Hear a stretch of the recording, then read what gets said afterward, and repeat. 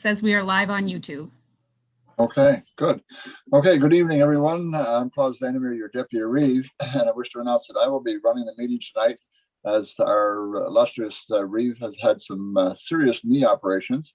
He is with us tonight, and we're glad to see that he is. But just in case he felt that he needed to leave the meeting, we decided it would be best if I ran the meeting for now. So welcome all counselors and staff and all those listening to us out there in Radio Land, and we will start the meeting. First off, Reeve Dobson, I believe you have a letter you'd like to read off first, or a bit of a personal thing you'd like to mention. Yes, thank you very much, Klaus. Thank you very much to everybody. This is just some general statements I'd like to make about the goings on in the last month and so on Montague. And I think it all needs to be said, and we should think about it. I'm going to read it if you don't mind, because I don't want to miss anything. The month of May is a very busy time for our staff. Tax bills, dog tags, and garbage bags are all being picked up at this time of year.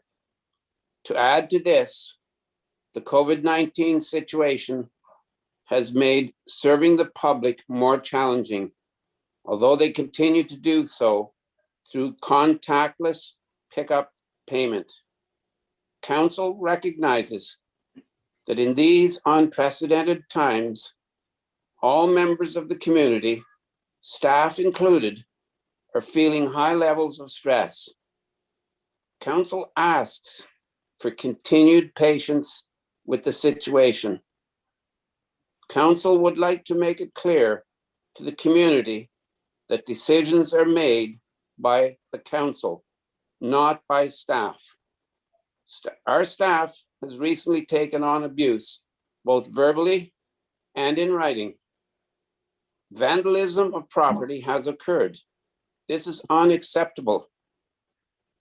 If any member of the community has concerns with a decision of council, they are asked to speak to staff respectfully, keeping in mind they are implementing the decision of us, the council. Council members are also available to hear your concerns, to try to make educated decisions moving forward, as they try to do at every meeting with the taxpayers in mind. A good deal of issues have been brought before both staff and council that we will examine and attempt to address in a way that is suitable. No decision will make everyone happy. The way the upset is expressed is important. And council and staff ask that you please treat staff with the same courtesy you would wish to have extended to you. And remember, we are all in this together. And the last thing I'd like to say is that the five of us on council, I believe we all have our public at our back, and we're all trying to make the right decision for the taxpayers of Montague. So thank you very much. Okay, thank you very much, Reeve Dobson, for reading that. I think it was very appropriate, and hopefully all issues have been settled and we can move on. I would now like to ask everyone to take a moment of silence.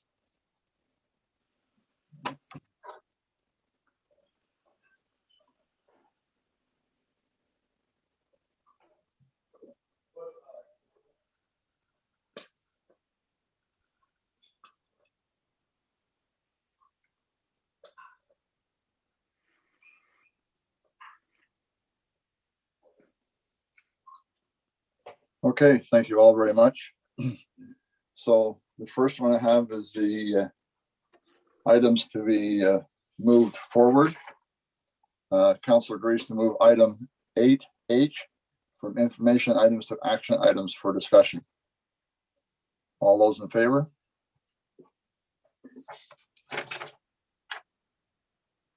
Carried. Thank you. Disclosure of pecuniary interest. I myself personally declare a conflict of interest on item 3D, at which time I will sign off completely, audio and visual, and the Reeve will step in just for that discussion of that particular item. And Joanna, if you would please then call me on my cell phone, let me know that the item has been taken care of. Next item is the approval of the regular meeting of council, moved by Karen Jennings, second by Jeffrey Carroll. The council agenda dated March 16th be approved as circulated. All those in favor? Thank you. Carried. Oh, I forgot to mention that the first motion I read was moved by Bill Dobson and second by Ian Straight.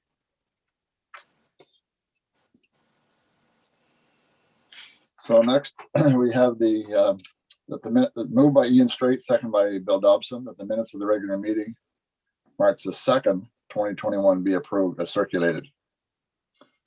Any questions there? All those in favor? Thank you. That's carried.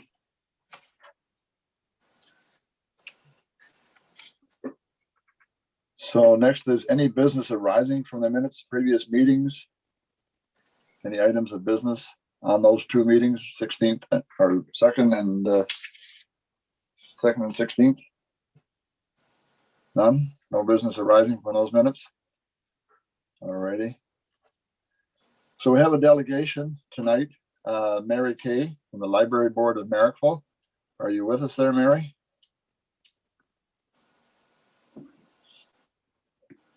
Yes, I am. All righty, good. Oops, my video is, sorry, hang on. There we go. There you go. Okay. Very good, Mary. You can go ahead. Okay.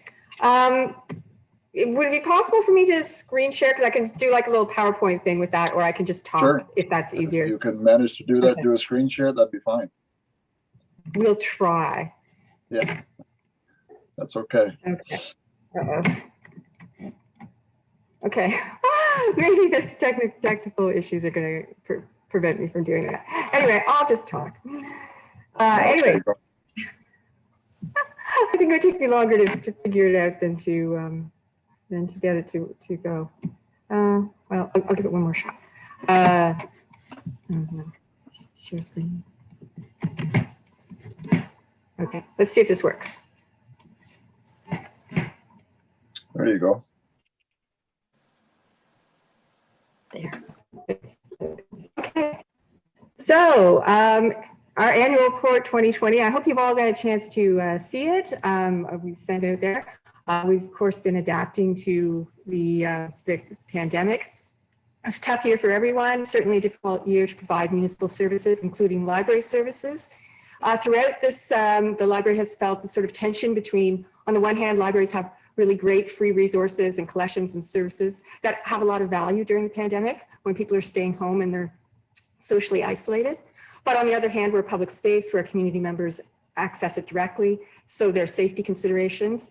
Libraries have had to limit access to our resources. Buildings were shut down in the spring and again recently. And libraries continue to limit programs and gatherings and numbers in the building. And also there are certain members of the community who are not yet comfortable returning to the library even when we are open. So to balance these considerations and meet the community's needs, the library's been very active in adapting and finding new ways to provide our services in spite of these difficulties. The bad news, of course, is that because of the shutdown, because of everything, our use statistics for 2020 are way down. Visits, internet use in the library, program participation, all down around half. Circulation is down, although not quite as much. It's more like 20-25%. So it's worth noting that that's not quite as far down, and we'll talk about that in a second.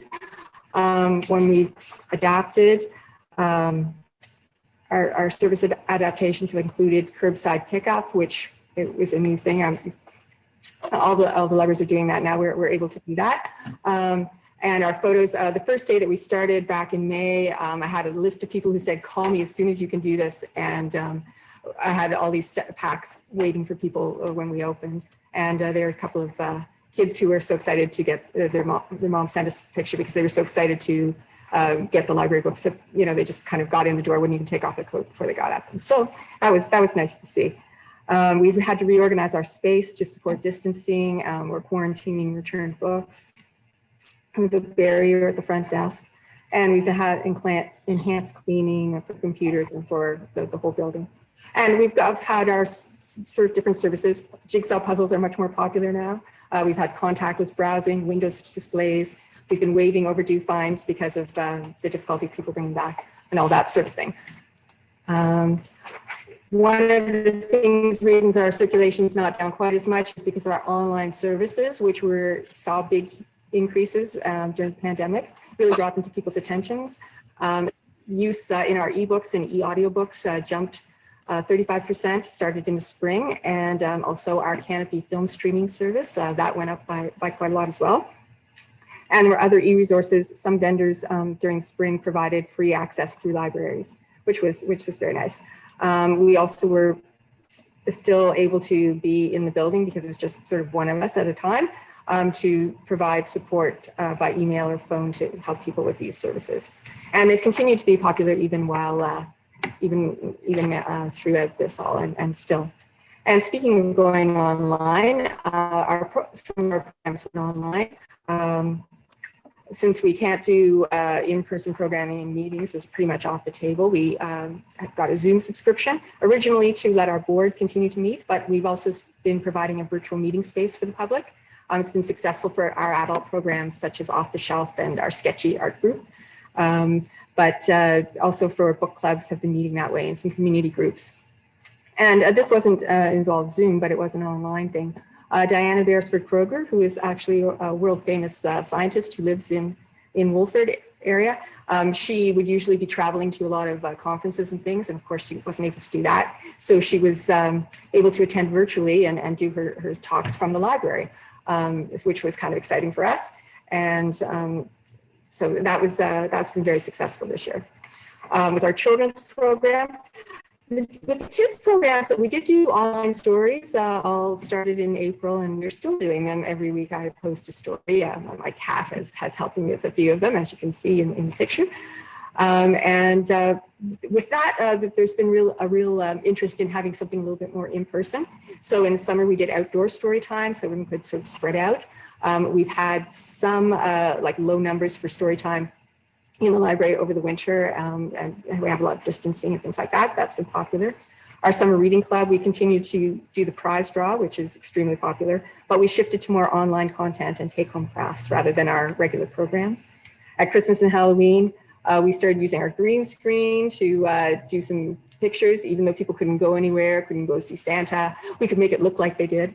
And we had some little activity craft stations and stories through the library. And so our building is fairly large, so we could spread them out in different places and gave the kids a little map, and they could go from station to station. And that's been popular. And a lot of parents really like that there's like a little something for the kids to do, because especially for little kids, it's been so shut down for them for the past year. And that's really a long time when you're 2 or 3 years old. We've also every store work together with our projects. And some of them have been on the back burner for the past year. Visits and loans to the school and the daycare and play group, of course, and loans to seniors' homes, passes to the museums. But some of them we've been able to continue and even expand. We've continued with the Story Trail with the Trails Society. That's a nice outdoor activity. We don't do the narrated walks now, but but you can still do them on their own. They're working on developing Riverwalk Trail, which is down near the library, and we're sort of partnering with them with that.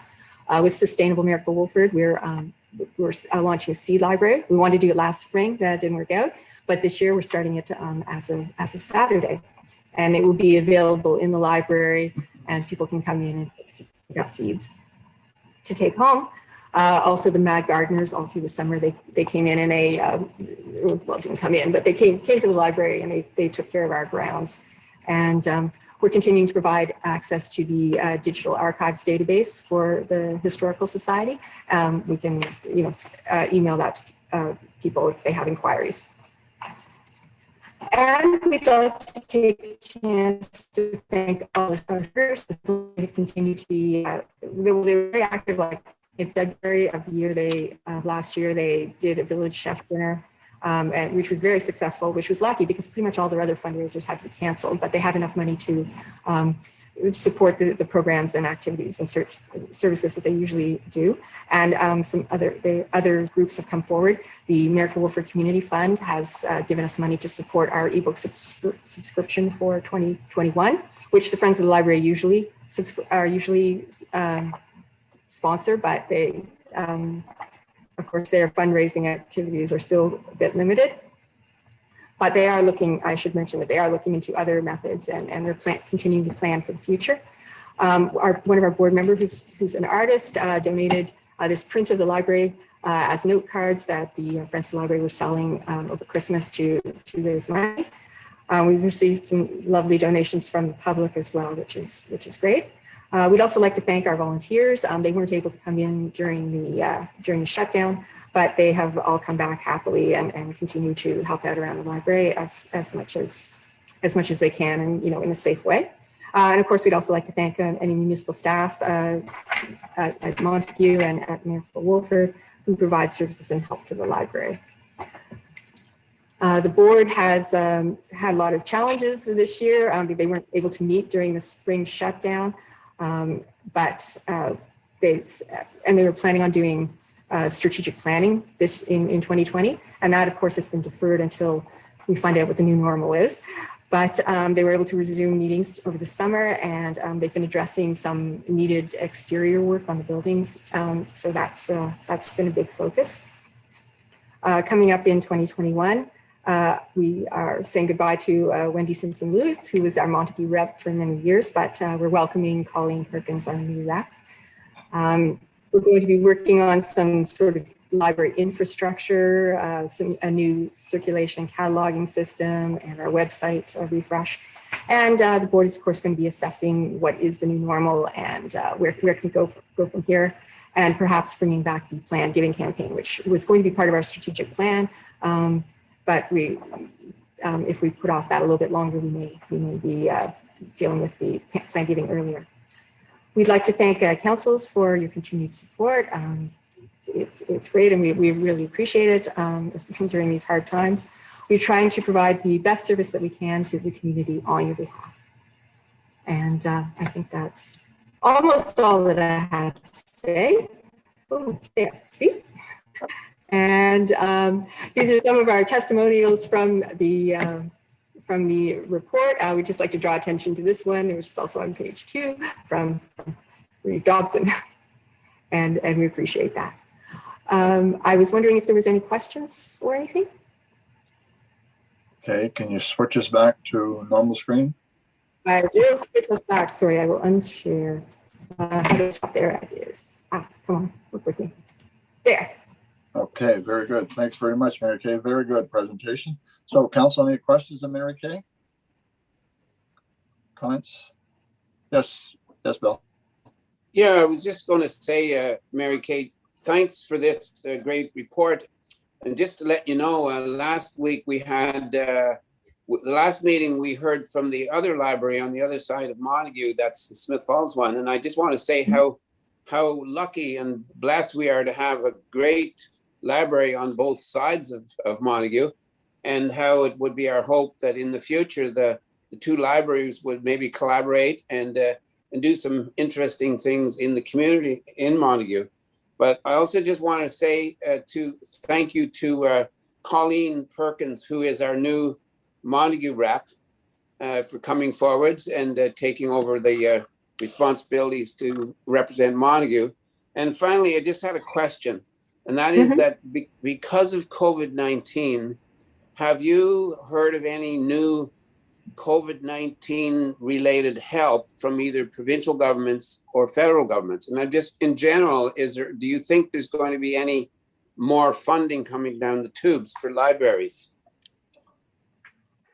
That's a good question. I think that in a lot of ways, the governments, the higher levels of government are really focused on healthcare and businesses, like economic recovery, and maybe some things like, food banks and stuff like that. So I worry that libraries are not going to be as high on their list. So It's hard to say. I've not heard of anything new for libraries, but I have not heard of any cuts either. So, that's good too. And I think that there's a recognition that that libraries do have a lot to offer during this time, and that's why they introduced things like allowed curbside, which was a totally new thing. And I think the only reason they didn't have it at first was because it didn't really occur to anybody that we could do that.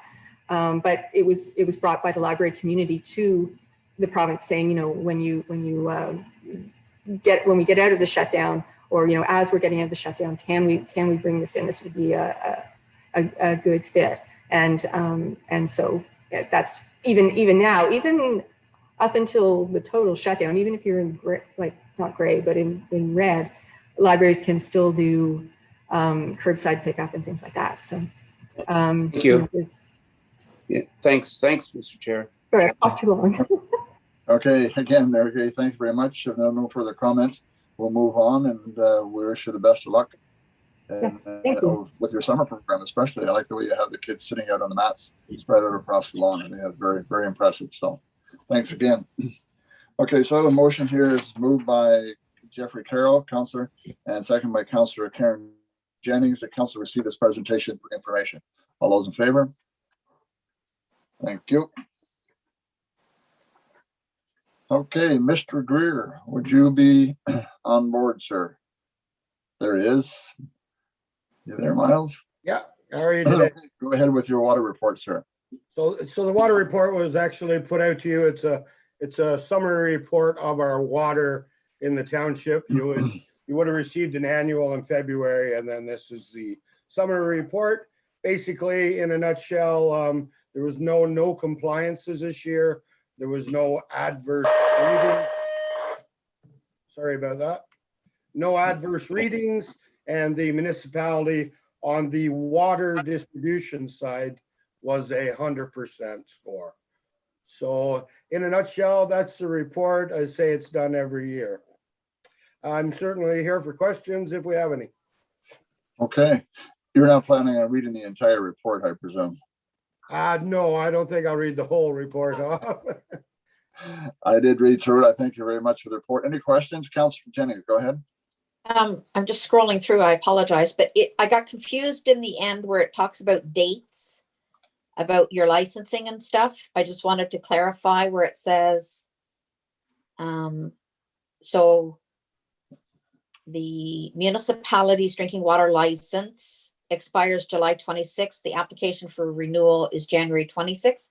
So we've done our application prior to our expiry, and now we just have to wait. Is that how it works? That's correct. I'm working with my advisor right now. The application's been put through, just waiting on a response from them. Thank you. Okay, any further questions on the water report? Seeing none. So the motion here by Reeve Bill Dobson, second by Councillor Ian Straight. Council received the following report: water operator Miles Greer, 2020 water summary report, and the following be approved. And that council receives a 2020 water summary report for information. All those in favor? Carried. Thank you. Okay. Oh, goodbye, Miles. Thank you. Disappeared quick. Okay, next we have our Public Works Manager, Stephen Rathwell, with a report on the backhoe tender. Thank you, Deputy Reed. Yeah, so it's the backhoe tender, bringing it to council with recommendation of awarding tender 2021-01 for the backhoe to the low bid, who was submitted by J.R. Brisson of $100,045 and $66, which is including non-recoverable HST. Staff followed the procurement policy. It was posted for 20 days. 6 companies took the documents, and the low bid is JR, which is located on Jenkinson Side Road, just in Sittsville. And I've attached the tender results and as well as the tender takers. Okay, thanks very much, Stephen. Any questions in regards to this? We had a very detailed report of it last meeting, and the tender documents are all there for you to read over. So I'll read the motion then.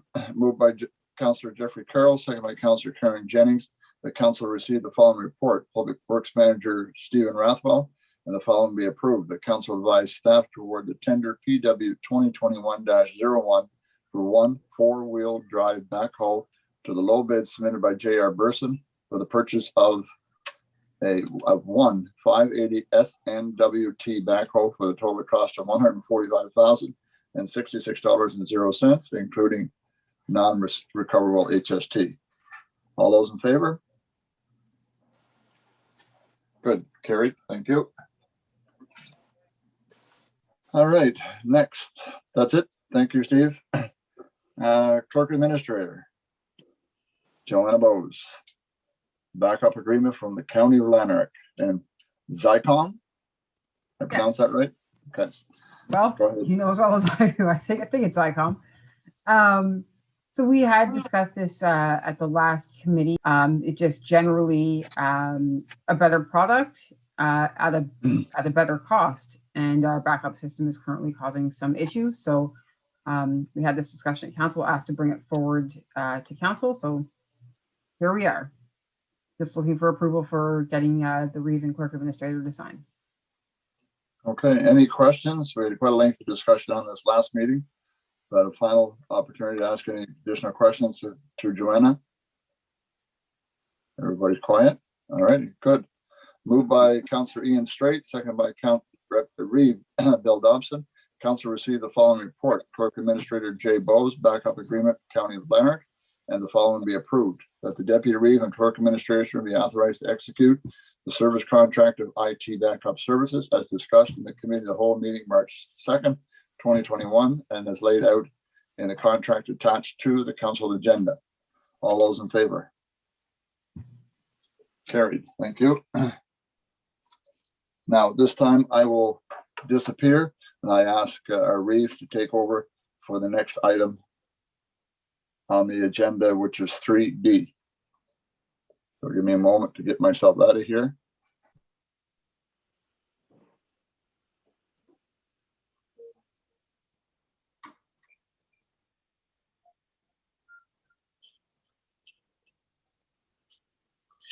Is Claus off?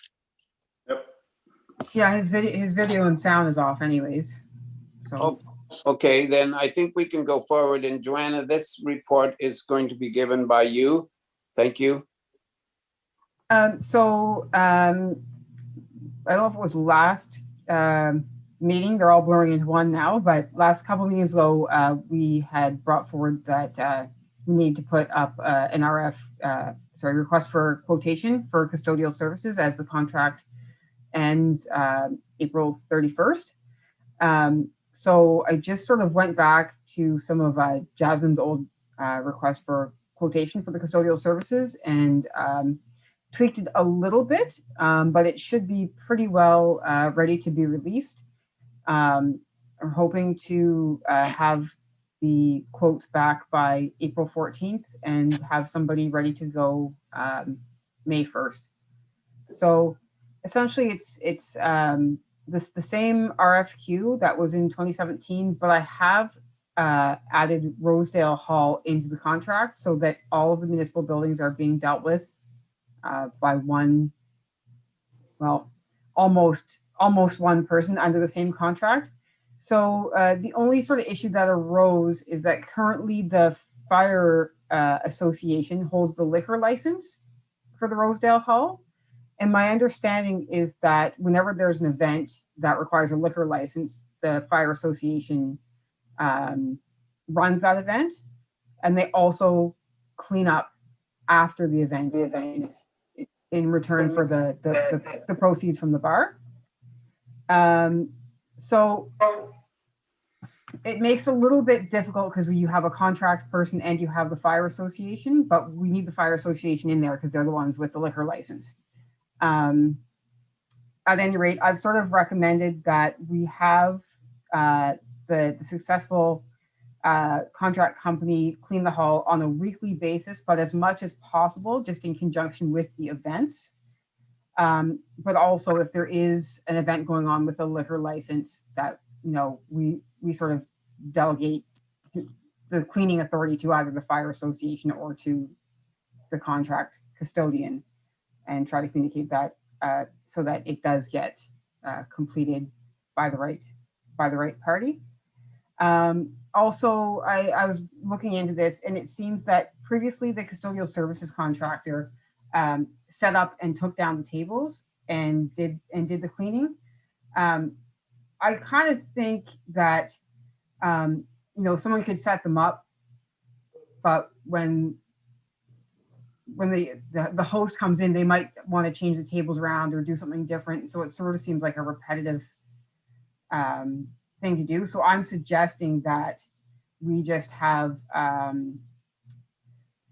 like a rental fee and a security, and the person hosting the event can set up the hall and take it down, and we just collect a security deposit. I've looked back since, and I understand we do collect a security deposit of 200. I had put here 500, so that's sort of my apologies for that, but it is set at $200. But we should probably just review those rental agreements and make sure that everything's outlined and clarified that way. So that's it. I've attached the agreement, and I assume you guys have all read it. So if there's any questions, let me know. Thank you, Joanna. Any questions from council? I see no questions and comments, Joanna. So I think that, I don't have the motion in front of me because I can't put it on my screen. Right. And I'm reading the other on my phone. So are you able to read that? Do we vote on that after Claus returns, or do we do it now? No, you do it now. So do you mind? I think you have it. And I think if you can read it, please, and then I'll call the vote. Okay, the recommendation is that staff release the request for quotation with a due date of 2 p.m. on Wednesday, April 14th, 2021. Okay, thank you. All in favor? Okay, that's carried. And if you or Christy can please call Claus back. Yeah, I'll call Claus right now. Thanks.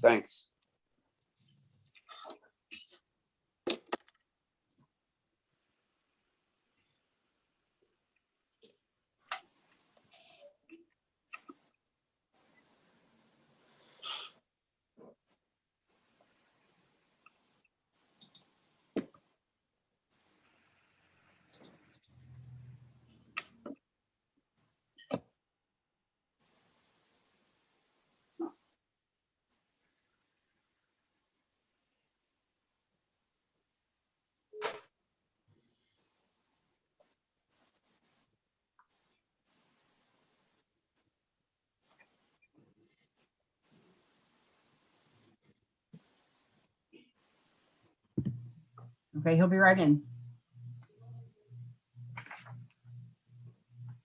But I should have said the contract was up April 30th, not 31st.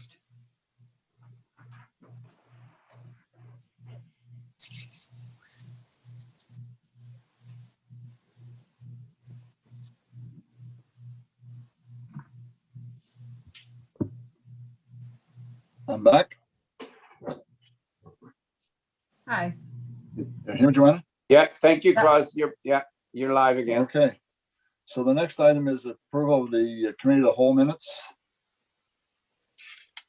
Put that over. So it's moved by Councillor Jeffrey Carroll, second by Councillor Karen Jennings, that the minutes of the committee of the whole meeting of March the 2nd, 2021 be approved as circulated. All those in favor? Okay, carried. Thank you. Question? Yes. So now that we've approved it, does that mean that my notice of motion will start to come up on our council agendas? I believe it's on here for this meeting, isn't it, Joanna? Was it? I just didn't see it. Sorry, just a sec. The notice of motion is still under notice of motion, but yeah, it will start to appear next week. So actually that is, I think that might be on the committee meeting. Committee, On the I committee. think it's in the committee. It's in the committee meeting, Committee of the Karen. whole. It Well- is. I just saw it. Okay, so it's being Yeah. attached to the committee. Sorry, I missed it, that it was there. I was thinking it was on the council. Sorry. Sorry, no, committee. so this is just approval of the committee of the whole minutes from Yeah. last week and then the rec minutes. But yeah, your notice of motion will be on the committee of the whole.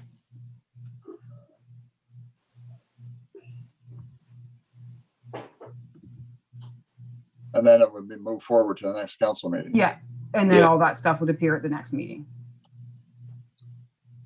Okay, Okay. We can move Yeah. on.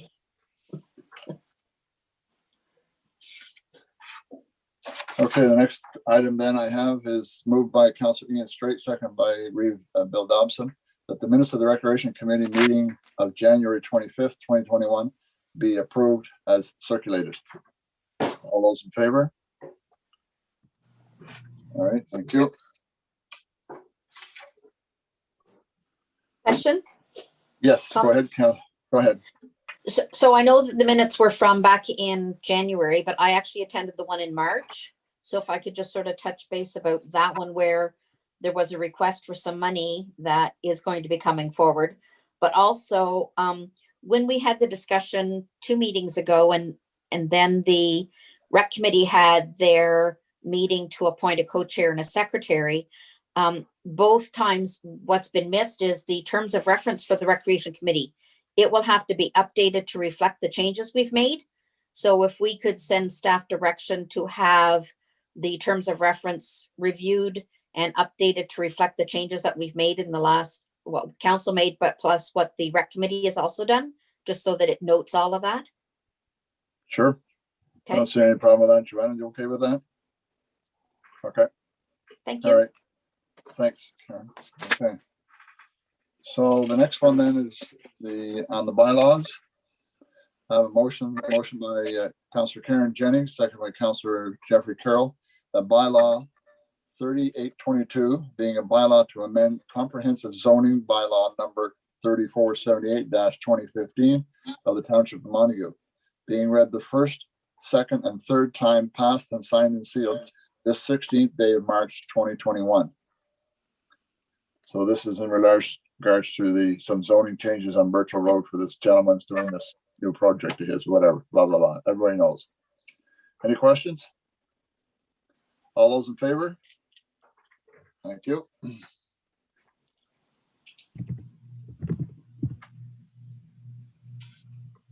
And no notice of motions, correspondence. Joanna has her Joanna, hand. I'm sorry, Joanna, go ahead. Sorry, I was reading, not looking up. No, that's okay. Sorry, just a quick question. Karen just asked for staff direction for the terms of reference, but I didn't have a seconder. I don't think. Oh. Okay, Councillor Ian Straight is seconding that, Okay, thank you. and we're all in So- favor. Okay. so- Yes, Bill? No, I was just checking with Karen, with what Karen brought up and asking for staff direction. Do we, correct me if I'm wrong, but I thought that we always have to get consent for that staff direction, don't we? Yes, we do. Yeah, we should. Yeah, we should. Sorry, we'll back up. Do we have a consensus? Do we go around and ask each individual person? Jeffrey Carroll? Yes? Yeah. Councillor Straight? Yeah. And Councillor Jennings? Yes, Bill Dobson? Yes, thanks. And myself, yes. So you have staff direction there, Karen. Okay, Joanna? Thank you. Okay, so notice correspondence, action items. So we have an action item here. 8H. Who moved that one forward? Jeff did. Jeffrey, okay. Jeff, you'd like to speak on that? Just real quick, it looks like we're gonna go into these zones too as well. And it's just kind of to support the restaurants that are out there that Sarnia is basically saying, and I want to make sure we're doing that for our local restaurants. Like if we're gonna go into those red zones and everything else, that sort of pushing back against the government about arbitrary numbers and just making sure that as long as the restaurant's doing it safely, I just want to support those businesses. So I basically just want to tag on with Sarnia about not having arbitrary numbers and just making sure that restaurants are doing it safely and supporting them to do so. They put a lot of money into their safety, so just to support them so we can continue to support those small businesses. No, I could wholeheartedly agree with you. These small businesses, especially restaurants, are suffering badly because if they're open, they're closed, they're open, they're closed. I mean, they're having a tough time. So any other further comments on that? So I'll read the motion. Second, motion made by Councillor Jeffrey Carroll, seconded by, I don't have a seconder on this one. Karen? Yep. That the Township of Montague strongly advocate to the province of Ontario that they adjust capacity limits of dining, restaurants, sporting and recreational activities, places of worship, event centers, and all retail small business as part of a color-coded system. All in favor? I support that. Good, thank you. And I think that brings us pretty well to the end. So I'll have a motion here by Jeffrey Carroll, seconded by Karen Jennings, that the council now recess at question. Sorry. Yes. Sorry, Claus. I think at this point, before we recess, we have, do we not Oh, yes. at this point now ask for any public questions? Yeah. Sorry. Do we have any, Joanna? Christy? I have one. Christy, do you have any?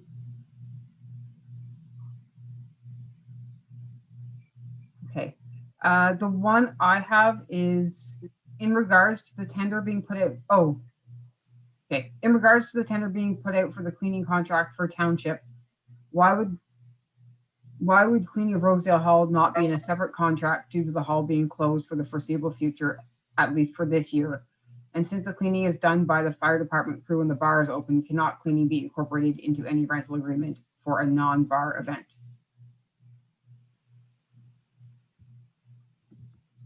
I'll let council answer that question. Yes, Karen.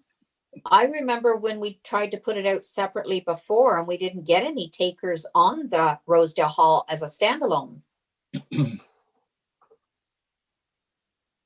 Not consistent. Yeah, that's correct.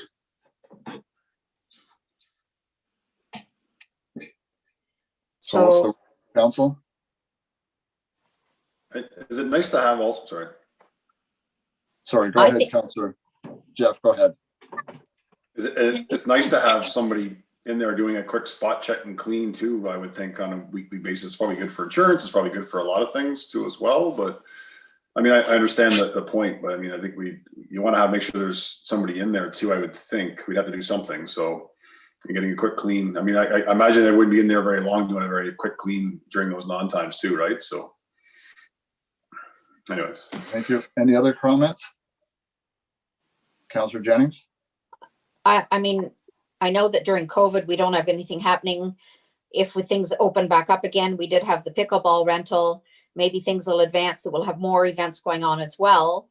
So we still will need somebody doing that cleaning, and we can't get one-offs or those to do it on an as-needed basis. So it does need to be included in our current. And then, I mean, I don't think it's going to be the bulk of the cost anyway in the tender.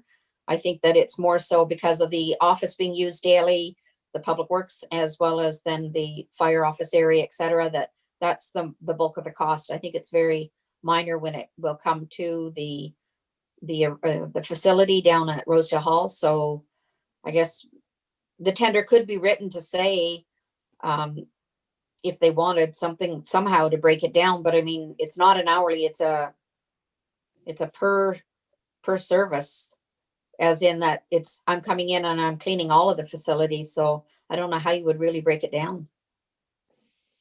It gets costly to do per hour. Any other comments? Reeve Dobson?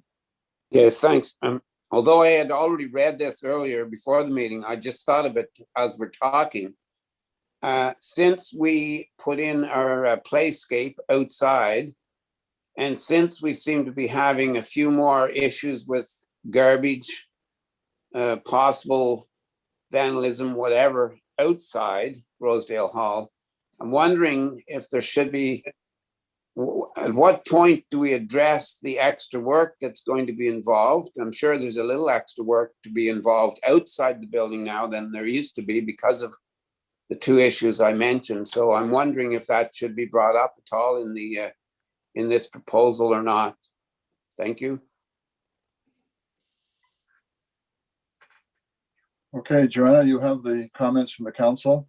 I'll leave it in your hands. Okay, thank you. Okay, thanks for bringing that up. Okay, so, Excuse me. sorry, okay. Moved by Councillor Jeffrey Carroll, second by Councillor Karen Jennings, that the council now recess at 6:47 p.m. All those in favor? Thank you. Carried. So we'll take I was going to say 1.5. 2 minutes. You're allowed 2 minutes. Okay. 2 minutes. See you back in 2 minutes. Thank you. Really.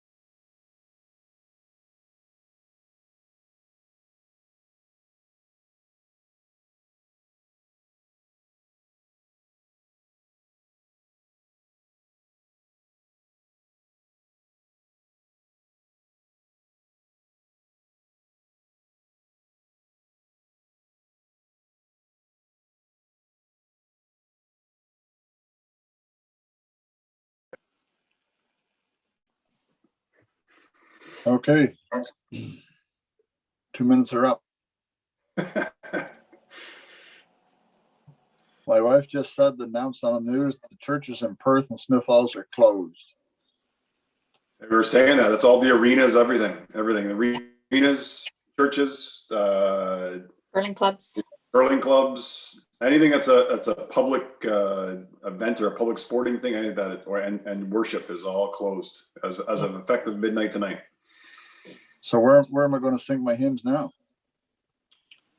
The Where you shower. are. The shower.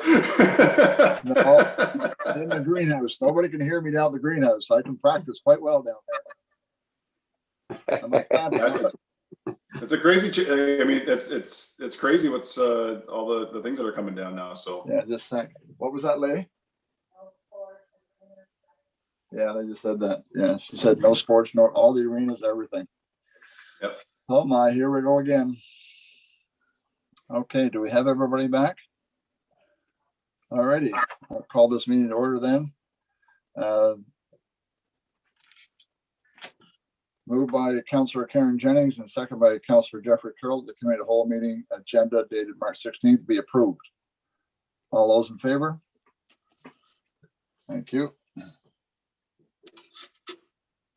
Oh, sorry. I have one here that was left from the last one here. And I'll do this right now. No. Okay. So we have the pecuniary interest, the closure of interest, anyone at all? We have no delegations, no deputations. So reports of municipal officer. I have it here. I found it. Thanks. Moved by Councillor Ian Straight, second by Reeve Bill Dobson, that the committee of the whole receive the following report. Miles Greer, would you be there, sir? There you are again. Thanks, Miles. Hello, everybody again. How's everybody? We're still here. Good, good. So this was forwarded earlier to you. I'd just like to clarify, it's on the agenda as mutual aid. It should be automatic aid. There's quite a difference in mutual and automatic. Mutual aid is free. Automatic aid, we actually pay for a service.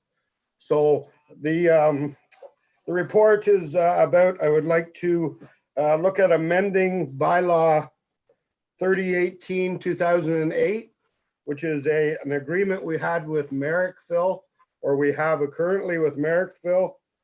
And I'm looking to make some amendments on that agreement in regards basically to section appendix 2 of the agreement. So I'd just like to give you a bit of background history. It was $4,537.80 when this agreement was made, going up 3% a year. The current pay, which we pay Merrickville now, is $7,369.79. And we actually bill some of our residents that are in the automatic aid area, which the sum of that for 2020, we invoice $5,754.50. So right there, we are about $1,500 behind what we're actually paying Merrickville. So what I'd like to do is give Merrickville a 60-day notice to make some amendments to this agreement. And my amendments I would be looking for is to get rid of the standby fee and just go to a pay user fee. I'll just give you some numbers.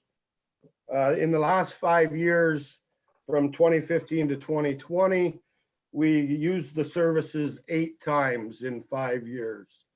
So we're paying a lot of money out, but I do truly believe it's a service we do require and we do need, being they're the closer station. But I do think we can come to a better agreement that suits both Merrickville and Montague Township. So any questions? Any questions? Yes, Reeve Dobson, go ahead. Yeah, thank you. Thank you, Claus. Miles, I'm just wondering, in the reverse, do they have the same agreement with us? So that because like that we help them. And I guess the other thing is then what about like us in Smith Falls? Like, how does it work with the 2 neighbors? So to answer your first question, we do have a province-wide agreement, but it falls under mutual aid with Merrick. Yeah. So which is a free service that we supply, and vice versa. If we needed them for mutual aid, then it would be a free service. Smith Falls also falls under the Lanark County mutual aid. Yeah, but I'm thinking of the other aid that you said that's not free now, because this is obviously an agreement where we pay Merrickville. Does Merrickville have to pay us anything in return? No, Reeve Dobson, because we don't cover any of their area. An automatic aid agreement is quite a standard agreement. Most fire departments have them, being Smith Falls, Tay Valley, even Carton Place and Mississippi Mills fall into. It's when a station is closer than yours that the fire marshal's office has made it mandatory that you have a automatic aids in place. And it's for the community to have a quicker service to their residents. Thank you. No, I understand. Thank you. Thank you. Yes, Councillor Straight. So Chief Rear, I guess my question is the $450 that we would be billed an hour. So we would go ahead and pay that over the course of 2020. Then that would go on the affected areas taxes, I guess, in the 2021 year. Is that how that would work? So how it works is the map that you were given to you with the report, all them people that fall in that mapping zone, I believe, don't please quote me on this, I think they pay an extra $18 a year on their taxes. And that's what comes up with that number. So, you know, in saying that, I'm recommending, you know, that we go back to Marrickville. And I do believe we're probably going to have a standby fee, but I'm really going to try and lower it and come with a pay user only. What happened in 2020, and is the first time that it's ever happened, is we paid our standby fee, and then I was billed for 2 services at $450, which has never happened before. It has a new treasurer had come into Marrickville, reread the agreement, and I don't disagree with her. The way it reads is, you know, we pay standby plus $450, you know, for services. So I'm looking to just really try and get rid of the standby, just pay for services. Chief Greer, what was the standby charge again? When the agreement was put in place, it was 4,000. Sorry, give me 1 second, please. $4,537.80, but then it would accumulate 3% a year. So now we are at $7,369.79 for 2020. And we have been paying that all along? Yes, that's we've been paying that all along. This agreement has been in place. I believe it looks back as far as 1994 with some updates at a later date. So if we, sorry, just a sec, Karen. So if we drop this standby and go just pay as you go, what guarantee do we have that they will provide mutual aid when we require it? Again, we would have to make an agreement with them that they would sign and agree to. In this particular agreement we have right now, which in any agreement, if they structure fire or own call, they don't respond anyways. Okay. So, I mean, you know, it's just the way they're all written up. It's just, I'm looking to try and save a little bit of money here for the community. Yeah. Okay. Councillor Jennings, go ahead. Just curious about the 3% that they put in there to say that was the increase for every year. I don't know the history. I don't know whether you would either, Miles, because this agreement's so old, but is it supposed to be reflective like of a cost of living back then? Instead of saying COLA, they put in 3% every year? Just curious as to why that figure would have been chosen, because it's rather high. Yeah, and I wish I could answer that. I don't have any knowledge of why that was put in at the present time. Is that something maybe council can agree on to say we could look at reducing that as well? Because that's a high increase for every year. I was actually, if this would be accepted today, I will certainly work on an agreement and bring it to council and look for suggestions from council and then present it to Marrickville.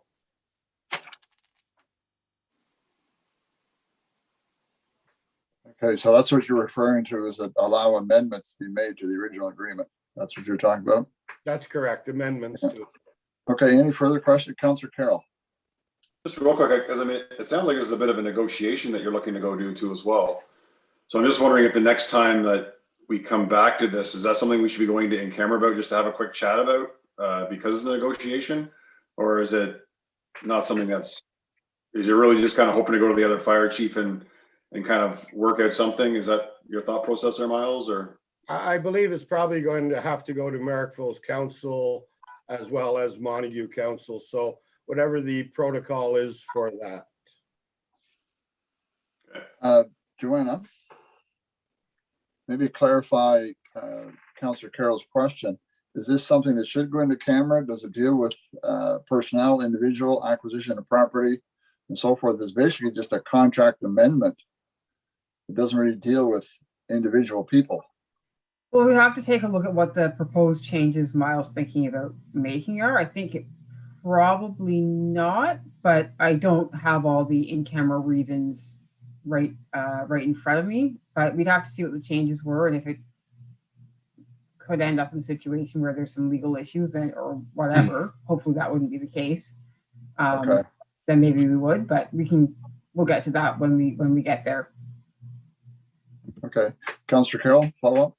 I guess I was trying to figure out, because it's a question of like, is there going to be a standby fee, or is the standby fee going to be dropped completely? I mean, I know that's what Miles is talking about, or is it going to go to another one? You're talking about like what is it going to be an hour? If you drop the standby fee, then the dollar an hour is going to change, and that's got to. I mean, I'm assuming there's not a written rule there. And then to Councillor Jennings' point, like then we're talking about, well, we have to agree upon what percentage to as well. So I mean, that's a lot of more than just an amendment side of it, is it not? Is that going to do a negotiation with the other side to see like what the final deal will be? It certainly probably is going to be a negotiation to it, correct? To amendment, what I have to do is I have to give them 60 days notice in order. We get into negotiation. And Okay. then we could get into the negotiation part. Okay, so that's where I come back there. Perfect. Okay, thank you. That's perfect. Councillor Straight. I was just gonna say that exactly, Councillor Carroll said. I think the negotiation comes back with what it is that they have to offer, then at that point in time, it's an in-camera session. Correct. Okay. Having listened to the discussion, the comments, which are all good and so forth, do we go ahead and move this motion forward, or do we wait for Chief Greer to come back with more information on his negotiations? Because it's allowing him to amend the original agreement. And I get the feeling that we want to have some say about the amendment. But this motion here, it will allow him to make the new agreement. Councillor Straight. I think we go ahead with this. This allows the chief to go ahead and start having conversations with the Marrickville fire chief. And then when they have a final agreement, it comes back to council in camera. Okay. I just want to get the consensus. So I'll read the motion then and see if this goes through. Moved by Councillor Ian Straight, second by Deputy Reeve, Bill Dobson, that the committee of the whole receive the following report. Fire Chief Miles Greer, mutual aid and with Marrickville Fire Department bylaw 3018-2008, and the following being recommended to council, that the council allow amendments to be made to the original agreement passed on the 20th day of May 2008 by bylaw 3018-008. So this allows him to make some amendments. Follow up, Chief Greer. If you could just change in your motion there, I think you mentioned mutual aid. It's an automatic aid. Okay. We'll change that, Joanna, and understanding the change being made, and we'll sign it. Okay. Thanks. Yes, Reeve Dobson. So, hello, can you hear me? Yes, I can.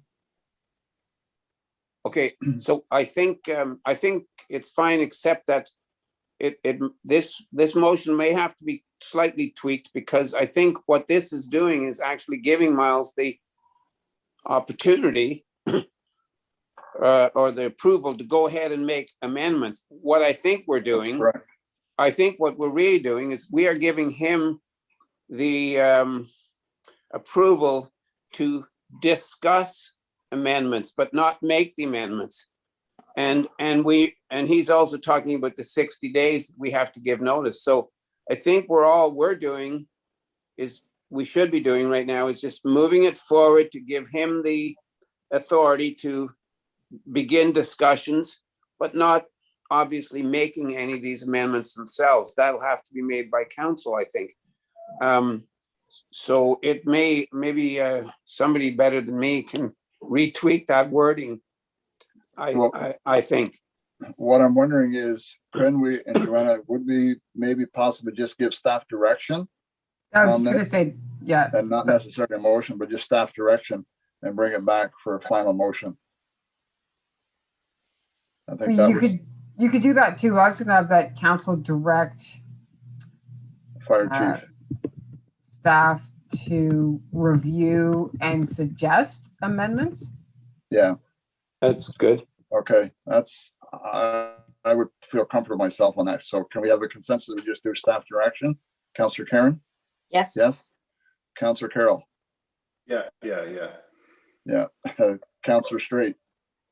And myself agree too. So we'll just leave this motion alone then, Joanna. And Yeah, I've got it redrafted here. Staff direction for now.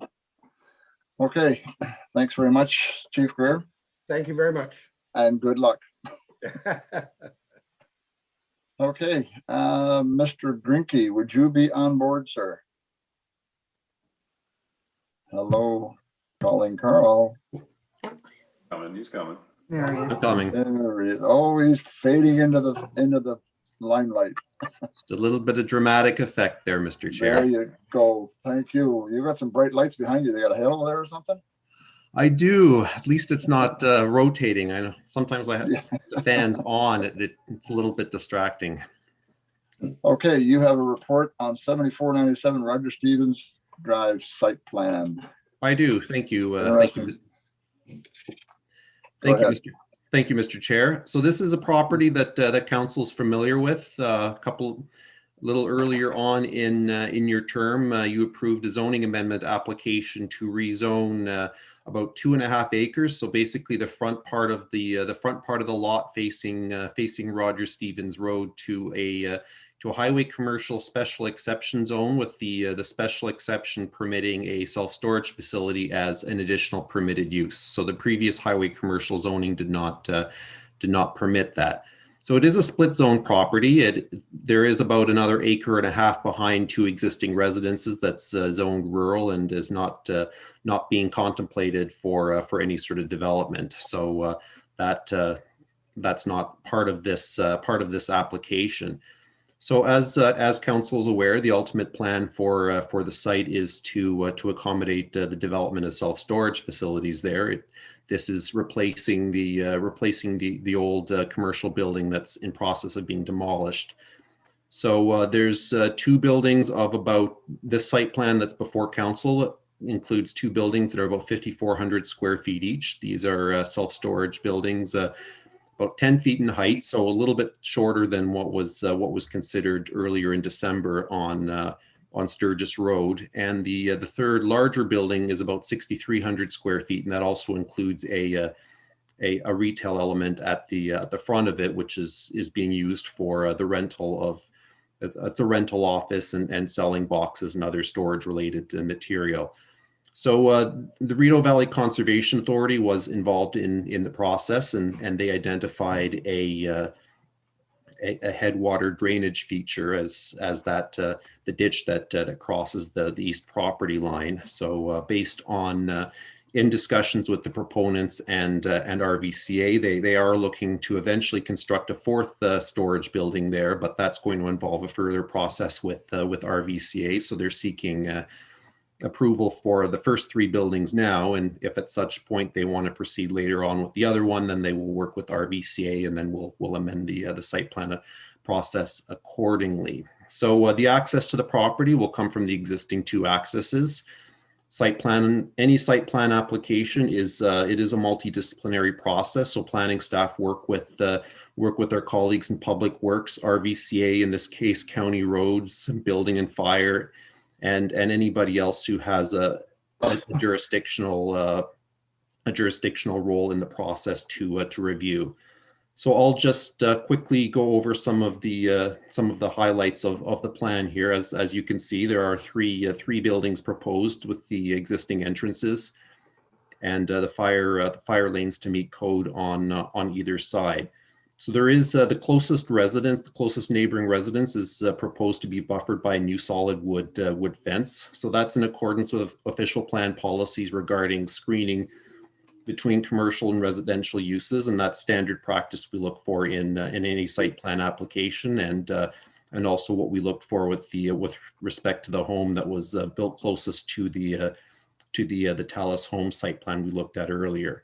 So trees, the inclusion of trees are supported in council's tree canopy policy, as well as broader policies in the official plan.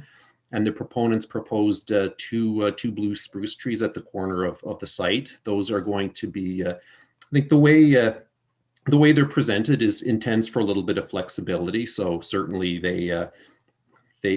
those locations identified are intended to be approximate. Obviously, we want to make sure they grow and not be impeded by hydro lines or anything else.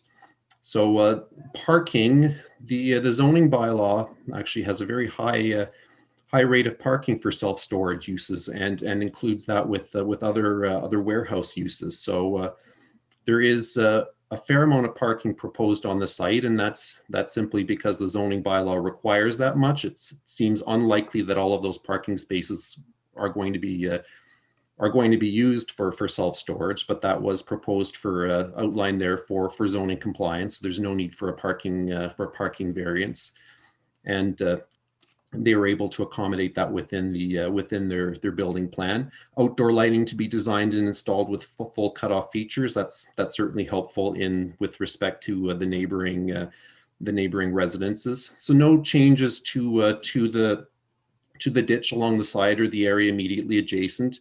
Parking would be gravel surface to maximize infiltration, and an open storage area is proposed in the rear yard. And again, they're not proposing any grading changes there. So based on all of that, staff are recommending that council approves the site plan application. So the public works manager is looking for one final minor detail with respect to granular, and then we're looking for some information regarding securities for which we can all incorporate into a site plan agreement, and we'll bring that back to council when that's ready. But at this point, we're looking for council's approval in principle for the site plan application and direction to proceed with the agreement. Thank you. Okay, thanks very much, Carl. So I'll open up for questions. I don't know, Councillor Jennings, I guess. Go ahead with Bill, because I think I'll be longer. Oh, really? Maybe not. Okay. Anyway, thank you. I'm going to time you, Karen. Okay. Go ahead, Reeve Dobbs. Go ahead, Karen. You go ahead. So I had questions there with reference to about putting in trees, why we would be putting in ornamental grass and shrubs in a ditch area. It's just, I'm not understanding why we're asking somebody who's trying to develop in our township to do stuff that, to me, I can't understand. Like, I toured by, I took pictures, and it is clear that the front of this property, that area we're asking him to put shrubs, etc., is a ditch. So I don't know why we would be putting shrubs into a ditch. And then I'm lost on the purpose of the trees going on the grassed areas of that property. I'm confused on that part. I'm sort of confused on how long it's taken to get to this stage from when we started. So many back and forths between, bringing something forward and then having to go back again. And I'm a little lost, and I just would like some information on the whole process as to the back and forth. Like, why has it taken this long for something that on paper seems so simple? Okay, thank you. Reeve Dobson. Okay, did you want to address that first, or do you want me to mention what I would like to? Okay, we'll let Carl maybe address that. And then I have some comments, much the same thing as Councillor Jennings. But Carl, could you address the situation of Councillor Jennings' question as far as I could presume, I guess, the landscaping in its entirety? Yes, yes, thank you. So in this case, we weren't intending to be extremely prescriptive, recognizing the site as historically developed in a bit of an informal basis. We weren't intending to be extremely prescriptive in terms of this particular species has to go in this exact location. There was obviously some flexibility inherent in that. So through the generally, when we're looking at a commercial site plan application, we do it's something we look for, especially in any area where there's a mixed use and residential component. We look for landscaping as something that staff request as part of the process, and the tree canopy preservation and enhancement policy that was adopted last year highlighted the request for landscaping and trees as part of site plans wherever they're reasonably feasible and achievable. So in this case, based on that, we did we did request trees along the frontage, and that's something that normally I do look for when we're looking at new developments, especially in established neighborhoods. So I didn't tell them what kind of tree to plant. They made that suggestion on their own. Certainly, if council feels that the trees are inappropriate here, then we can direct that the change be made. But it is the staff recommendation, and as was provided by the proponent, the trees were provided there. As far as the location of the shrubs in that lower area in the front, I think there maybe, again, that's something that's indicated on the site plan that was presented to us when we asked for landscaping. But I think there's certainly, we would be very flexible in what would be accommodated there. They have indicated that they're willing to plant that there, and that's not something that they can't do. Again, if council feels that that's something they don't want to do, then that's fine. That we can make that change, and I'll look for direction from council on the landscaping there. But it is the staff recommendation that landscaping as such is supported in policy, and that's why it was being requested as part of the site plan process.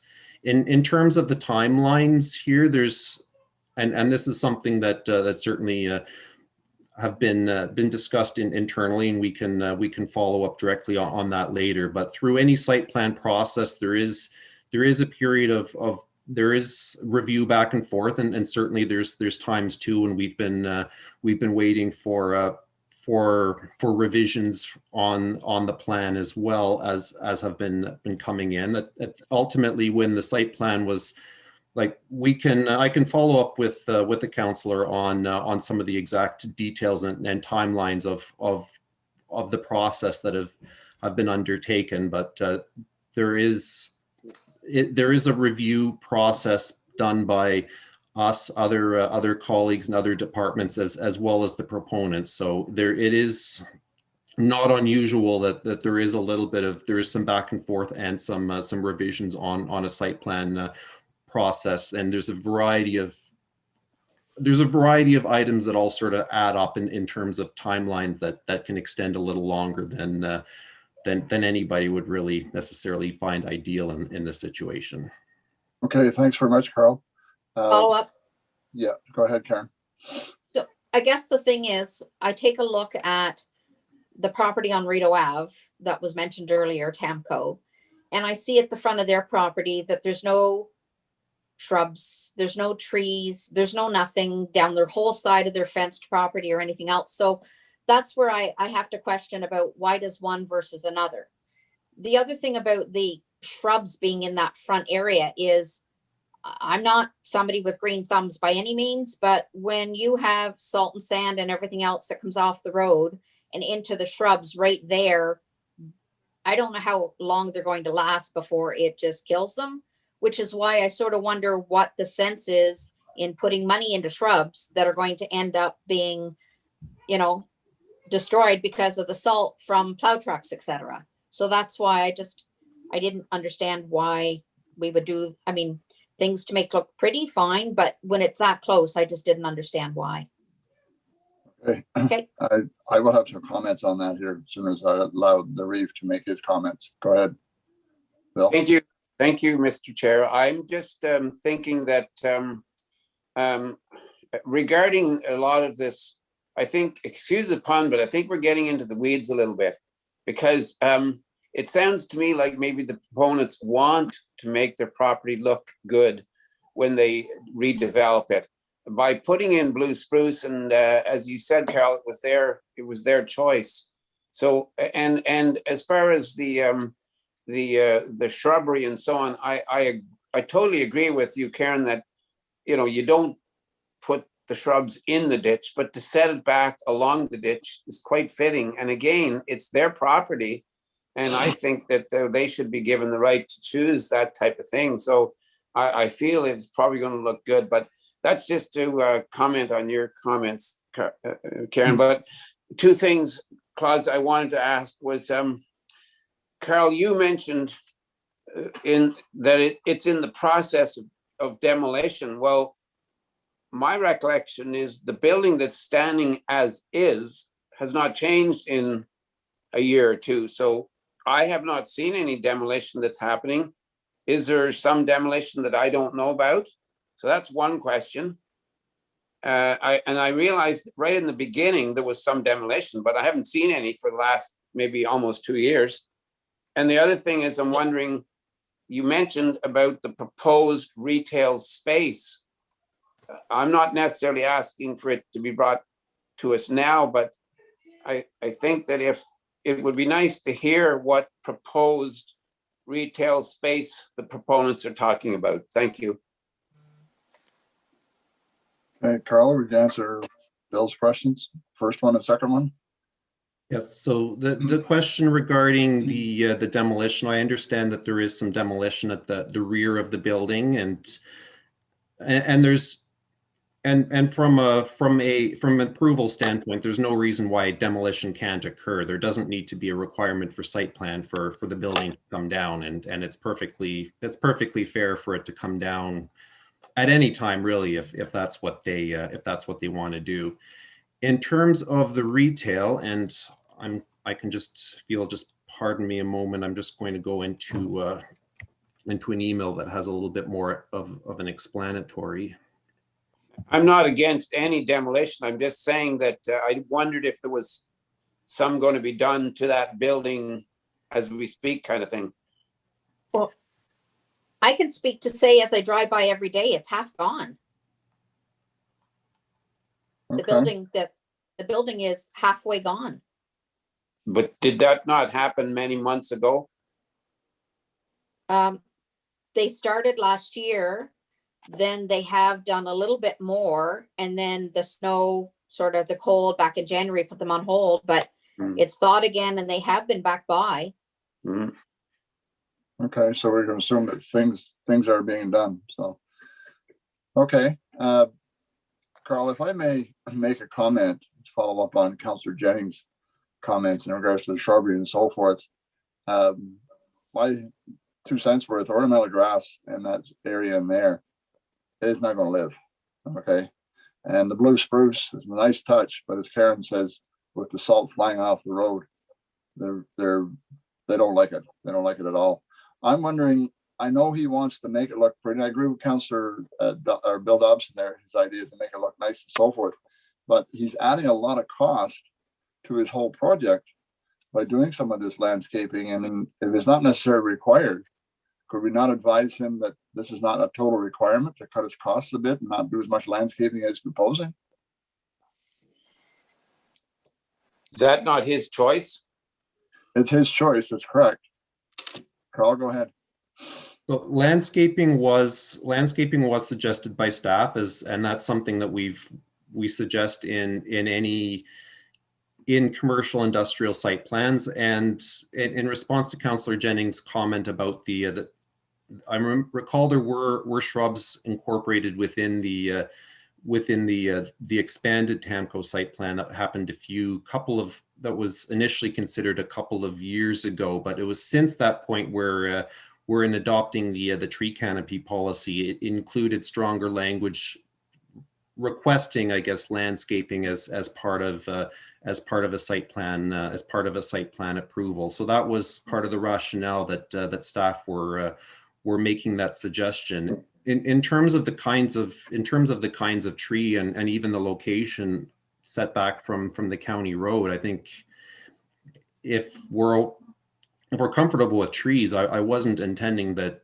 it has to be a blue spruce. If there's a different tree that's salt hardy or something like that, then certainly from my perspective, I would have no issue supporting that whatsoever. If council feels that landscaping is not warranted, additional landscaping is not warranted at this location, then that's a direction I'll take from council, and we can have the site. I can give the proponent the option of tweaking the site plan if they choose, but I'll take that direction from council. But at this point, this was indicated, these items were indicated on a plan that was presented to us, and which I'm recommending be approved. The ornamental grasses were simply suggested as one option among other options that can all go there, and maybe they wouldn't survive, but perhaps something that is a little bit more hardy and durable can be identified at that location. But I think Joanna had her hand up as well, so I'll Yeah, go ahead, Joanna. I was just going to hop in here, just from a planning related perspective. It is fairly standard. Well, it is standard practice to ask for landscaping, both on residential and industrial commercial lands. Like Carl said, I was just going to put up my hand to point out, certainly putting in a native species that's salt hardy, something that will likely last. I don't think, site plan, if it's showing right close to the road, I don't think anyone would have any trouble with moving it back further so it doesn't get sprayed with the salt or whatever. And the same with the trees. I know Karen had mentioned earlier, some hydro lines. I mean, you can put the trees and the shrubs, sort of wherever you want. That's not really up for argument, or they can pick it. They can choose what they want it to be. They can choose different amounts of shrubs or different kinds of shrubs. Or like Carl said, you can absolutely choose to just say that's not a requirement. But I understand Carl's basing off the tree canopy provisions that I believe council approved fairly recently, Carl. I believe it was in 2020, either late 2019 or early 2020. So the planners, working through the process, trying to address this tree canopy stuff as well. So it's always difficult when you come down trying to, come to an ultimate site plan and some determinations about parking versus landscaping, or, the cost of landscaping and all that stuff should be considered. And ultimately it's up to council to give direction to Carl, the direction that he's looking to go. Okay, thanks, Joanna. Councillor Straight, I believe you had a. Yeah, I have several questions, I think, in regards to this whole thing. Carl, I wonder if you can answer why the septic and the well have to be removed, considering they're in the portion that's not even on this piece of property that we're looking at. The proponents have advised that they're removing the. They're doing it on their own, Carl, or we're making them do it? I didn't make them do it. The well is proposed right. The well is proposed right where one of the driving areas is going, but they've advised that this area won't be serviced. So it was not my requirement that they take the septic system out. Okay, so I'm just wondering why they're going through the additional costs of having to dispose of all that. That's a significant amount of money. I guess one of my other questions is, during my first term of council, this thing came to council to be approved. It was approved. There was a site plan approved. This whole thing has to be going on 4 years. And if we really want people to come and develop in our township, this cannot happen. I'm surprised that the guy still wants to go forward with it. You just imagine the amount of money that he's lost in potential revenue because we're making them jump through hoops. I don't know if it's us or if it's Rideau Valley. I'm not 100% sure, but I saw, comments from Rideau Valley Conservation that they had no issue with any of this stuff that was going on here. There's supposed to be 4 units here.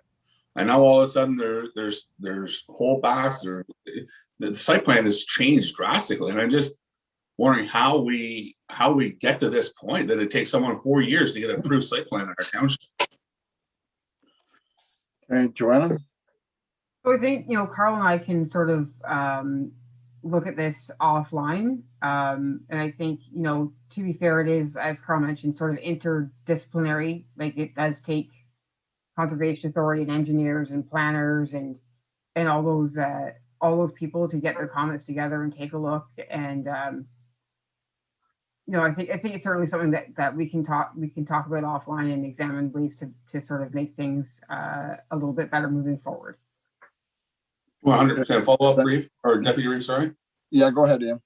I agree with you, Joanne. I think that's something that we need to look at and put together a plan that addresses some of the obstacles that this gentleman's had to go through. It's been quite quite a lot. So, you know, I'm not a great planner or anything like that. I know Carl's put a massive amount of work into it and everything else. I just think there's got to be some way of streamlining the process to make it a little bit easier for everyone.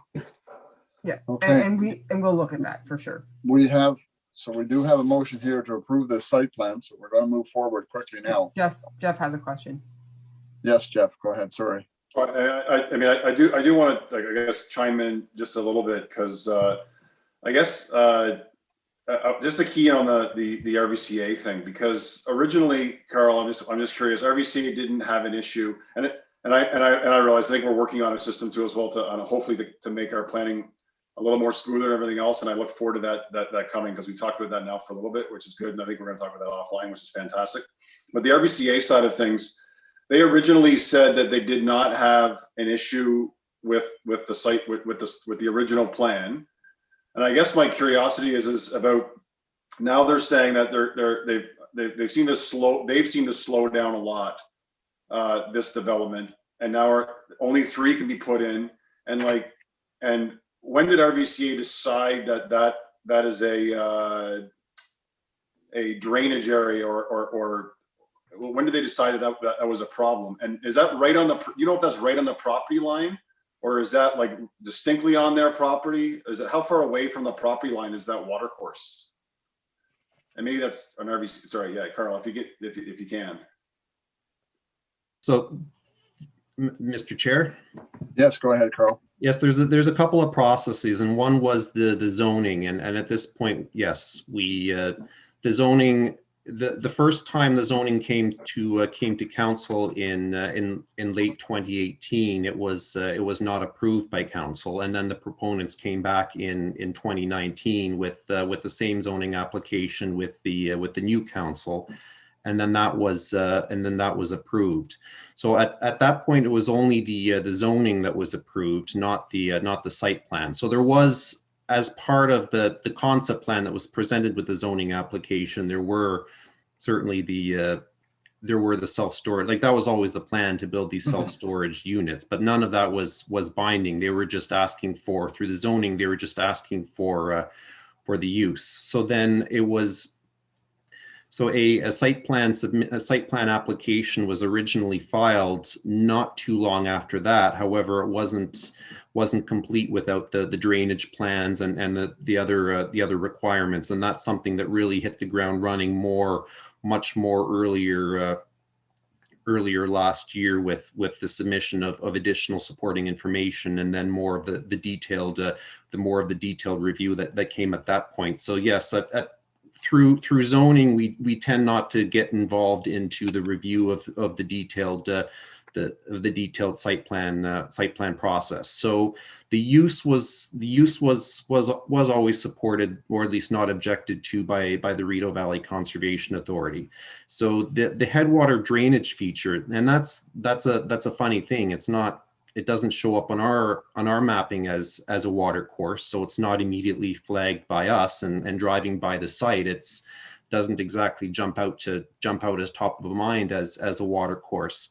And I'm not, I guess, an expert in terms of how the headwater drainage feature, how they're defined compared to, say, a municipal drain or anything else. But I think the issue with them isn't so much that they themselves are this pristine natural feature. Obviously, in this case, it's not, but more the element that it plays as something that drains other areas around that, and they're trying to maintain the flow and the natural condition. And I can follow up a little bit more if it would be helpful on the science for how that's identified. But that's something that's addressed in a little bit more robust detail at the site plan stage, when we have a concept with the locations, with grading, drainage, all of those more technical details that's up for approval.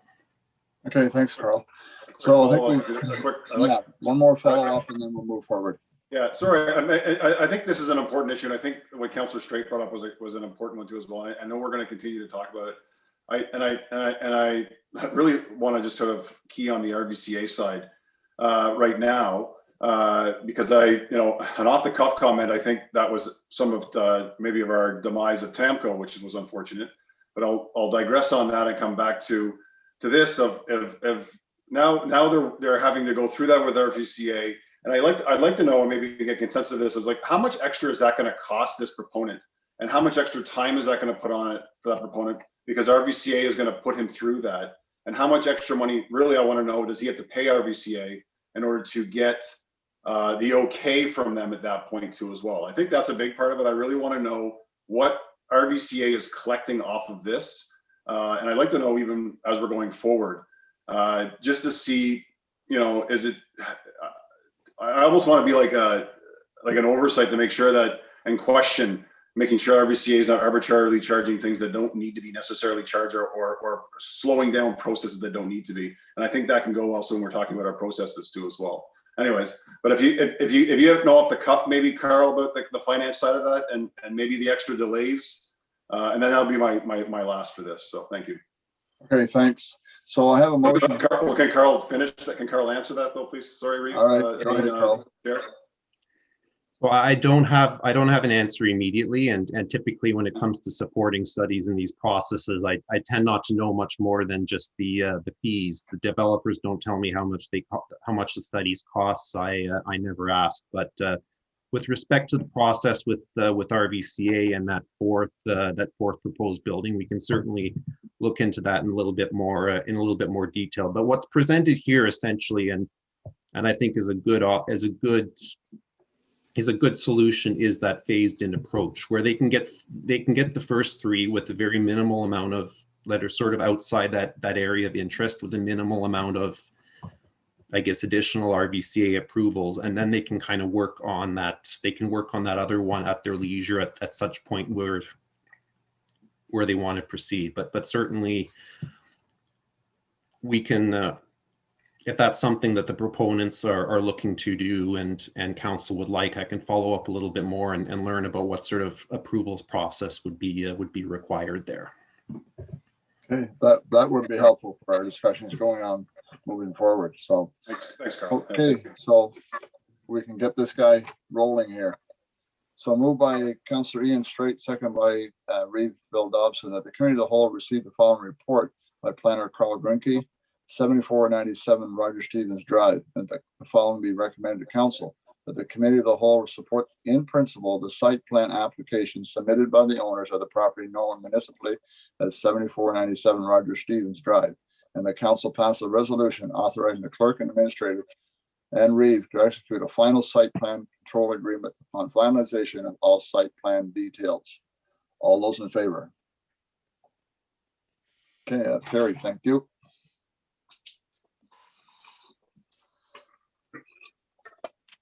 Mr. Hodge.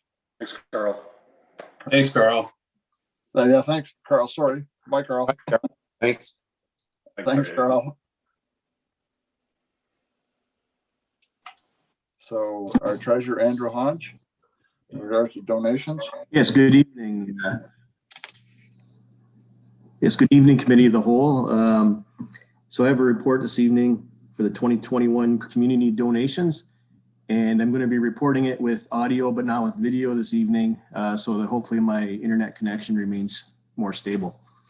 Okay. So for the 2021 donations report, the recommendation this evening is that council provide direction on the 2021 donation request applications. So previously, council also gave direction to include the request from Perth and Smith Falls District Hospital with this report. So one thing of note that I've put in this report that comes from the donation policy is that council retains the right to award or not award any amount of donations and to exempt certain aspects of the policy as required. So really that just clarifies that there's no obligation to approve the donation requests that have been received. It's at council's discretion. So I've done a chart that has a summary of the applications that were received. There were 2 applicants added that were not on the previous donation update report. They were accidentally omitted. So they've been included here, and they were received last fall in the proper timeline as other requests. I just didn't have them on the last report. So one was from the Montague Firefighting Association, and the other was from the Rural FASD Support Network. So they are there on the chart.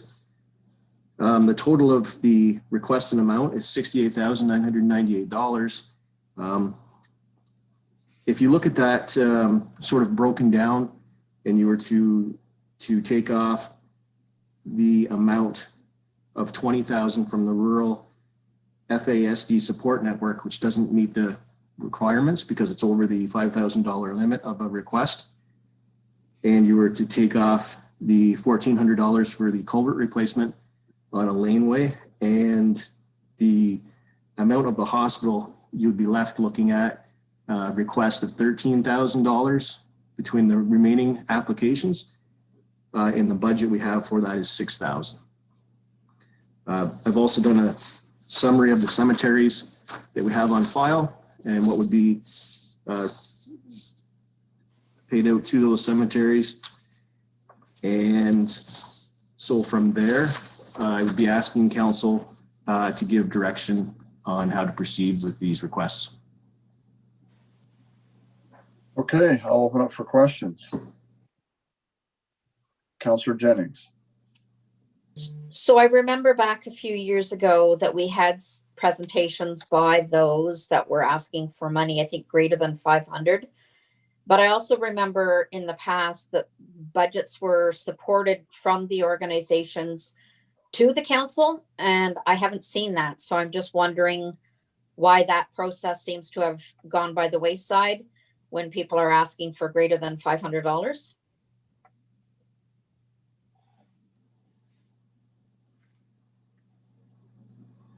Okay, so I guess that could be part of the direction from council this evening, is that if those requests that are over 500, if you would like more information, then we could arrange for a delegation from those specific groups at a future meeting, and then proceed from there once they provide the information that council would like to see. Andrew, on that note, sorry, Jeff, just a sec. On that note, all these organizations, did they send in a letter requesting? Yeah, they sent in applications, and they were attached to the previous donation update report that we did in February. So that request or letter and so forth, would that not constitute as their presentation? Or are we going to have them make a presentation via detail? That's up to council if they feel like they need more information before they decide on whether to approve an application. Okay, I have a few other questions. Go ahead, Councillor Carroll. Go ahead. Thanks. Yeah, I mean, I agree wholeheartedly with Councillor Jennings, because I think we have to make sure we get a good understanding as where we're going. I mean, quickly off the beaten path, like, on the track here, but the Beak Road Association. I mean, that's one that I have talked to one of their people there about looking to the township for money to help with private roads, because I think it's not a bad idea, and I know a lot of townships that do that. So I was hoping that we'd have that as a discussion. So I mean, I'd like to almost think that, like, the Beak Road Association, would it be nice for them to come and sort of talk to us and also have an idea of where their finances are going with that too as well. But also in the backing too as well, I'd also like to know if we're going to go that direction as far as helping out a private road. I know when I deal with that personally too as well for another property, and a lot of that condition was on insurance too as well, because I know that they don't have, that's one of the questions I asked the Beak Road Association, is they don't have insurance.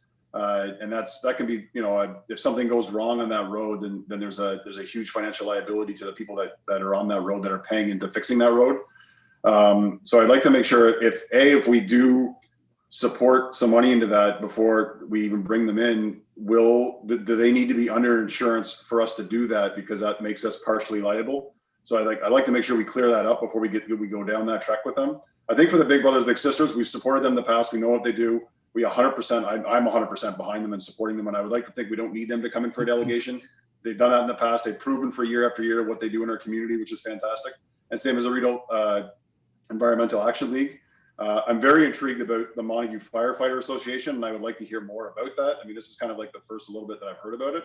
And I'd love to hear more about some of their ideas and how maybe we can support them as council. So maybe somebody coming from there to chat with us. And then when we talk about the FASD support, I mean, I think we can all admit that the last two are probably out of the league as far as what we'd ever be able to fund. But maybe having them come in for their first one, at least for the 1,000. I mean, it does intrigue me about the outdoor activities. So that's sort of my thoughts, and seeing if we can get some support maybe to go along that route, or if there's any other thoughts maybe to go that route. Thanks. Hey, thanks, Councillor Carroll. I just want to comment on your thing on the Monica firefighters. I agree with you, and I'm curious about event mobility with township promotional signage. I'd like a bit of an explanation on what do they mean by that. So anyway, any other comments or questions for Andrew? Yes, Councillor Reeve Dobson. Yes, thanks. Well, first of all, I agree with what you're saying there, Jeff, that I think we really do need a kind of another general discussion about private roads. We did a previous council to this, brought that forward, and we had a discussion, just a general discussion. And I believe that we, at one point, the last discussion, at least, it was kind of turned down. Prior to that, we did put something in place, and whereas if the local people upgraded the road, we were able to, I think, match what they did. I don't know exactly the amounts, but we did that. Personally, I've always been in favor of helping to upgrade a private road a little, for sure, especially when it comes to safety. Because as far as Beak Road was concerned, the problem there was it was too narrow to get in and out with the fire trucks, and or, well, the grading and snow plowing and that was done privately by themselves. But as far as responding to a fire, it actually was too narrow. So it was really a good idea. And the council of the day, it could have been one council go or two, approved that extra little bit of money that we put into it because of safety. So that was one thing I just wanted to say.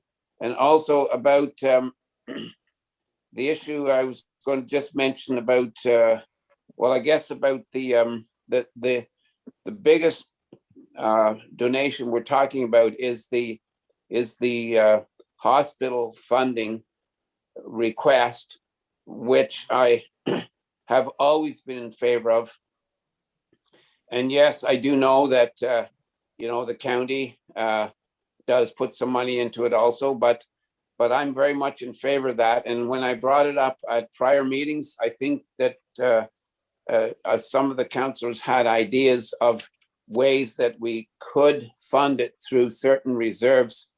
I know one or two of the councillors had some positive comments about that, where that could come from. And maybe Andrew, you also, I think, had mentioned maybe in a meeting, one or two meetings ago, how we could help to bring that funding forward for the hospital. I can't remember which fund that you were going to bring it forward under, but to kind of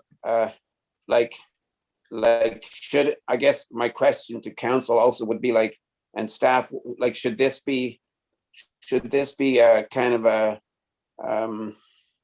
special one-time funding issue, or a one on its own separate line? I don't know what the answer is there, but I'm just saying in general, I'm very much in favor of helping the hospital with their funding. And I also, as you say, Jeff, we really need to have a discussion, just a general discussion after this, after we decide on this donation year, what we could or might do with private roads, because Beak Road is only one of several. Thank you. Okay, thanks, Andrew. Sorry, just want to, if the 68,998 was passed through, what effect would that have on our budget, tax-wise? So right now, in the budget, we have $6,000 for donations. So if you were going to approve the $34,598 for the hospital, I would say you would look to using that from one of the township's reserves. Okay. Reeve Dobson had mentioned earlier that there was a couple suggestions made by some of the councillors in regards to the hospital one. And I remember one of them was that we would split that over a 2-year thing. So I just wanted to throw that out there for consideration in regards to the hospital. That could be split over a 2-year thing. Okay, Councillor Straight. Yeah, thanks, Deputy Reeve Vandermeer. I guess, I kind of agree with, we really do need to have a conversation regarding private roads. It's, we've had lots of conversations in the past, as the Reeve has mentioned, about what it is that we do and we don't do. And, it kind of leads into how far does this go? Like, yes, we want to help everybody, and I agree, and I'm on that point. But, when somebody else comes to us and says, hey, my culvert at the end of my ditch needs to be replaced so that the fire truck can get into my house, where do we draw the line here? There's lots of comments about or things that we need to talk about that. The other thing that I want to bring up is that when the Smith Falls Library Group was here a couple of meetings ago, I kind of suggested or talked about some kind of a program that maybe they could start or jumpstart. Maybe we could try this year. Maybe running out of Rosedale Hall again. Obviously, as long as COVID is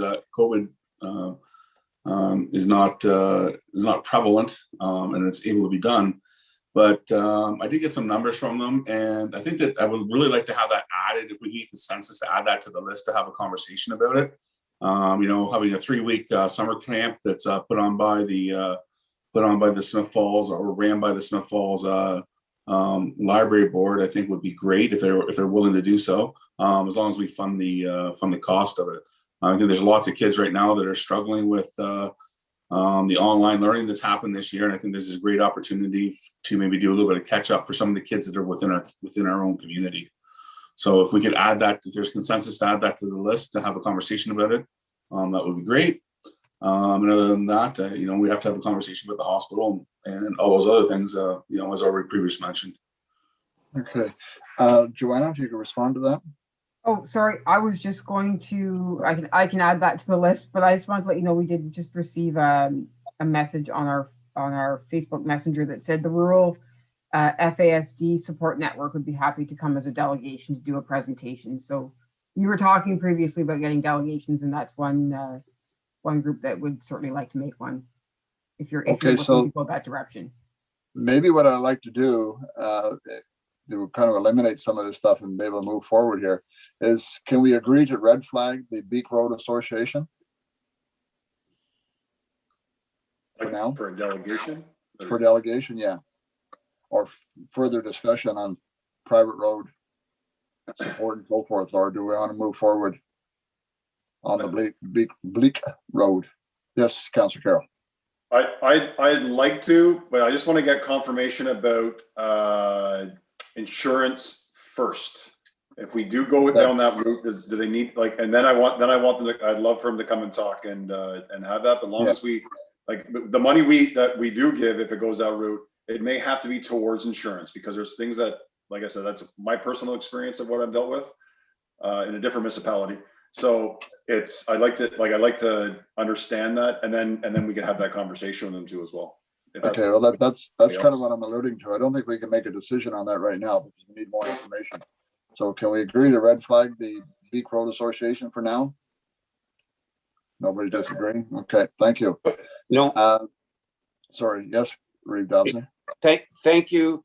I'm just wondering, like, if you're suggesting that we red flag it so that we can hear a delegation, would we not at the same time in the same suggestion be wanting to red flag then the rural FASD support and have them do a delegation also? Like, is it not the same thing? Yes, I agree. What my plan was, I'm going to go down the whole list here to see if we need to have delegations from some of the other ones. Sorry. Okay. Thanks. Big Brothers, Big Sisters, I think we're pretty well mostly in agreement with that. Yeah. Councillor Jennings, question? Yeah, I'd like to see what fundraising they do to offset such high expenses that they have. I mean, there was a report that I read, 74% of their expenses are salaries. So what do they get in their fundraising from the county and other municipalities that actually go to the program like they're proposing of the 1,500? Like, that's my concern, is that if their expenses are as high as it is, then what is there that's truly going to the programs of the kids? Okay, so you're basically saying that we need to have more information from them also. Yep. I just, Delegation for that. Yes, Councilor Carroll. I just want to chip on one point about that, because at 100%, the biggest thing is though, is the services are ran by people that are paid a salary. So I mean, I see what some of the services they do. It's those people that come in, those that they have teenagers that come in and run after school programs. They're all paid for that. So a lot of those salaries, yes, they do have obviously an executive director that has a salary, but all of those people that are coming in to run those programs and the younger groups they have to hire, they hire to run the groups for those younger ones, they're paid. So that's a salary. So yeah, so I mean the salary is part of the programming. So I mean, I understand that, but a big part of it is that programming side of it. But let's hear from them. But I do know that for sure. So Okay, so we'll red flag that one for delegation. The Montague Fire Association, I think we kind of felt that we need more information on that one. Well, can I go Yes, back to my original comment though, is that I mean, a few years ago, Big Brothers Big Sisters sort of presented a budget, but it really was around and about, but I'd like to see a true budget. But I haven't seen budgets from any of these people that are asking for money. So it's like, how much fundraising do you do on your own since you're coming to the township and asking for a donation? Like, what is it you're actually doing to try and to do your own versus asking us? Like, so I remember the hospital at one point, it was, I can't remember the gentleman's name, but anyway, they were saying, well, fundraising, because our volunteers have dwindled, our fundraising isn't as high. And it's like, well, that's with any organization, but you can't ask the taxpayer to be paying for it if you're not actively fundraising as well. And so I'd like to see budgets from these organizations or whatever they are to show me what they're actually doing for fundraising as well as asking for tax dollars. Okay, very good, Councillor. And we will ask that question in their presentation. The Montague firefighters, I come back to it. This cargo trailer, I think we need more information about it. We'll red flag that one.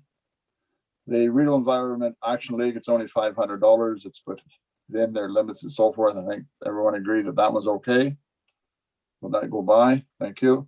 The Rural FASD Support Network. Outdoor activities for youth at Moore Haven Farms, $1,000. Does anyone know what Moore Haven Farm is? It's a farm in Montague Township. Okay. There's lots of farms in Montague Township. What do they do? Yep. They have been, this is the third year that they have been doing this promotion. They get 50 to 60 children that attend. They have always donated the lunch for the children, and I think this is just looking to have some assistance back towards it. This is a Montague-based group who receive funding from other municipalities, as in like Beckwith Township and North Grenville, to support them. And I think it would be important that we support our own, seeing as how it is in our township, but we can get a presentation from them and we can learn more as to what exactly they do. Okay, consensus. Do you feel we need a presentation, Karen?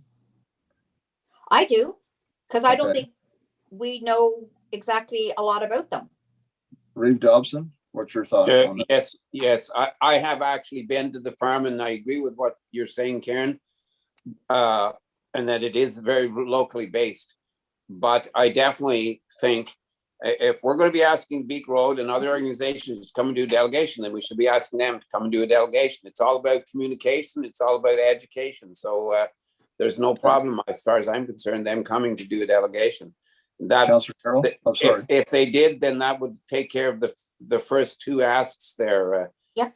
The first two asks there. The third one, as you said, is over 5,000, but the first two it would take care of those two right now. Yeah. Okay, so we'll ask them for delegation. The rural FSA support virtual after-school program, program for youth, $5,000. Do we ask them for delegations? A fair amount of It's all money. same one. That's the Oh, same, same one. that's the same Okay, group. oh, 20, all right, okay. They're asking for $26,000. But Yes, it's we better over ask our them. amount anyway, so we can't deal with it No. right now. No, so we asked for it. So that brings us down to only one that's been approved so far, and that's the Real Environmental Action League for $500. The real deal. Yes, Councillor Straight. Deputy Vandermeer, I'd like to again ask for, or I'm gonna ask for consensus from council to add the programming for 3 weeks from the Social Public Library for it. So Sorry we about that, Councillor. I forgot about that. Yes, Joanne. can we get consensus to add it to the list, or is that something that people are interested in? How much? So, Joanna. sorry, and nothing against the library at all, but I believe there was a set timeline that these donations had to be in by. Yeah, there's. So I don't know how we get around that, but definitely they could, I mean, they could definitely apply next year. I think Councillor Straight is looking for us to possibly approve providing a donation this year for some of their programming. Yeah, I'm just Right. pointing out, I don't have a problem with it, obviously. I'm just pointing out that there was a timeline. Okay. The Yes. follow-up brief. Yes, go ahead, Councillor Straight. So far, the information that I have, it's roughly, the cost is about $2,000 a week to run it. That's for one library? That is for the, yeah, it's about $2,000 a week for staff and all the supplies and everything else to run a 1 week program for some kids. So I'll get some more information on that. Okay, would it be okay then, Councillor Straight, if you brought us some more information, we table this for our next meeting? Yeah, that's fine. If we can just add it to the list for conversation, that's Okay. great. If we can put that on next meeting's agenda, Joanna, then? Okay. Yes, Councillor Carroll. I was gonna say, like, because I wholeheartedly behind Councilor Straight on that, and I think, I mean, we have stuff in the rec side of things too as well. There's definitely money there that, like, let's have this conversation, because even if we don't have it in the out of the donation, which might get kind of low, definitely in that rec side of things, like, if we can get that going, that'd be great. I think we can find the money on the rec side of things. Okay, Councillor Straight. Yeah, just you know, Councilor Carroll said, you know, if we try it this year, if it works out well and there's lots of involvement and engagement, you know, it's something we can add to the budget next year for them to carry on, and maybe we can do one in August as well. It's a direct impact on children from our township, and it's so positive. Okay, Reeve Dobson. Yeah, thanks. Well, I concur, because really anything that we can do to be helping youth and children, I'm totally in favor of, especially where we're talking about helping children or youth in need. So I'm totally behind it. But I do have one slight concern and one slight question is I would like to be able to, maybe Ian, you could bring this information back, but it would be nice to know a little bit about how many people they think might benefit from this camp. I wouldn't want to think that we're paying $2,000 plus for maybe 2 kids for 1 week, but I'd like to know, you know, maybe a little bit more about how many people might be interested in this, in coming to this camp. Yeah, I Okay. definitely get the information. Yeah, Ian's going to bring it all back to us, and then we've had a good discussion on it. I think most of us. Yes, Councillor Jennings. Because I know that the library did apply for summer students, and one of them was for this specific thing. So, I mean, we didn't get an opportunity to know in advance to apply. So I'm not sure on the costing exactly, but it would be nice to know, since they ran it last year, how many kids from Montague Township actually did partake, as Bill said. So We'll and get that then information. Yeah, Ian's ensure gonna bring that all if we are Sorry. going to be included for a summer camp, that we get added to the application for summer students out of their program. Okay, Ian's going to bring all that information back to us and forward that on to Joanna to be put on our next meeting for discussion. Okay, so Andrew, You still there? I am still here. Yeah, I'm taking notes. All right, so just to recap then, the only donation that's going to go through right now, till we get to the big one, is the $500 for real environmental action leave. Okay. So. Okay, and I don't believe there's like an urgency to follow through on that, right? So we probably will want to wait until all the decisions are made before we proceed with paying the donations to groups. So we'll wait till the delegations are able to be given, and then the decisions from that. Okay, Councillor Carroll. We still go ahead though with the cemeteries, obviously. We don't need to wait for that. The cemeteries, do we need to wait for that, or can we just go ahead? Oh yes, the cemeteries, Andrew. Yeah, if you just want to give that direction this evening, whether that list is adequate, then proceed there. Okay, is everyone comfortable with the cemetery donations? Yeah. Bill has a question. Yes. Go ahead, Bill. I have no problems going ahead with the cemetery donation, but I'm just coming back to the last donation. Is there anything more that we're asking of the hospital? Do we need more information or not? Or can we go ahead and deal with that tonight, or what? What more information do we need to make that decision? It's my hope and my plan to be able to deal with that tonight. So first off, Andrew has indicated to us that, I just want to move my screen back up to that amount there. Sorry, that the amount that they're asking for, $34,598, can work within our budget without a tax increase. There was a suggestion made that maybe we do that over 2 years and that. So we've had lots of information from them as to how they come up with this figure and what they do and so forth. And I think as you noticed, the last I heard that the two foundations were being amalgamated together now. I think that was done for a bit of cost savings on their part, and hopefully try to raise more money than what they have been raising over the last while. So I'll open it up for discussion as to how we want to deal with this Perth Smith Falls District Hospital Court couple campaign don't request the $34,000. Can we hear from Andrew what his thought was there, how we could do that? Yes, we certainly can. Andrew, could you answer that question, please? Yes, so I would look to the reserves to address that request. And one reserve that has at January 1st, 2021 has a balance for the social services reserve of $21,232, which is the department that donations are in. So that amount from reserves could be applied to the hospital request. Then that would leave the difference to make up the 35,000 rounded amount that could come possibly from a general government reserve, which has $471,000 in it at the start of the year. And you also do have a contingency reserve that has $421,000 in it. So you could look to those reserves if you would like to support the hospital donation, or if you were going to split it over 2 years, then you could take and then look at that reserve for next year in the 2022 budget to fund the second half.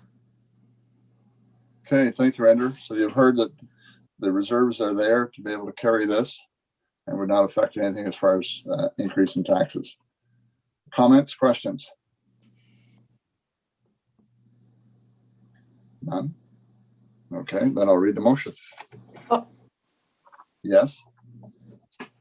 I thought we were dealing with it though as part of all of the donation requests, because at one point it was if there's money left over, which I mean, according to what we're seeing, we don't even have enough to cover our donations.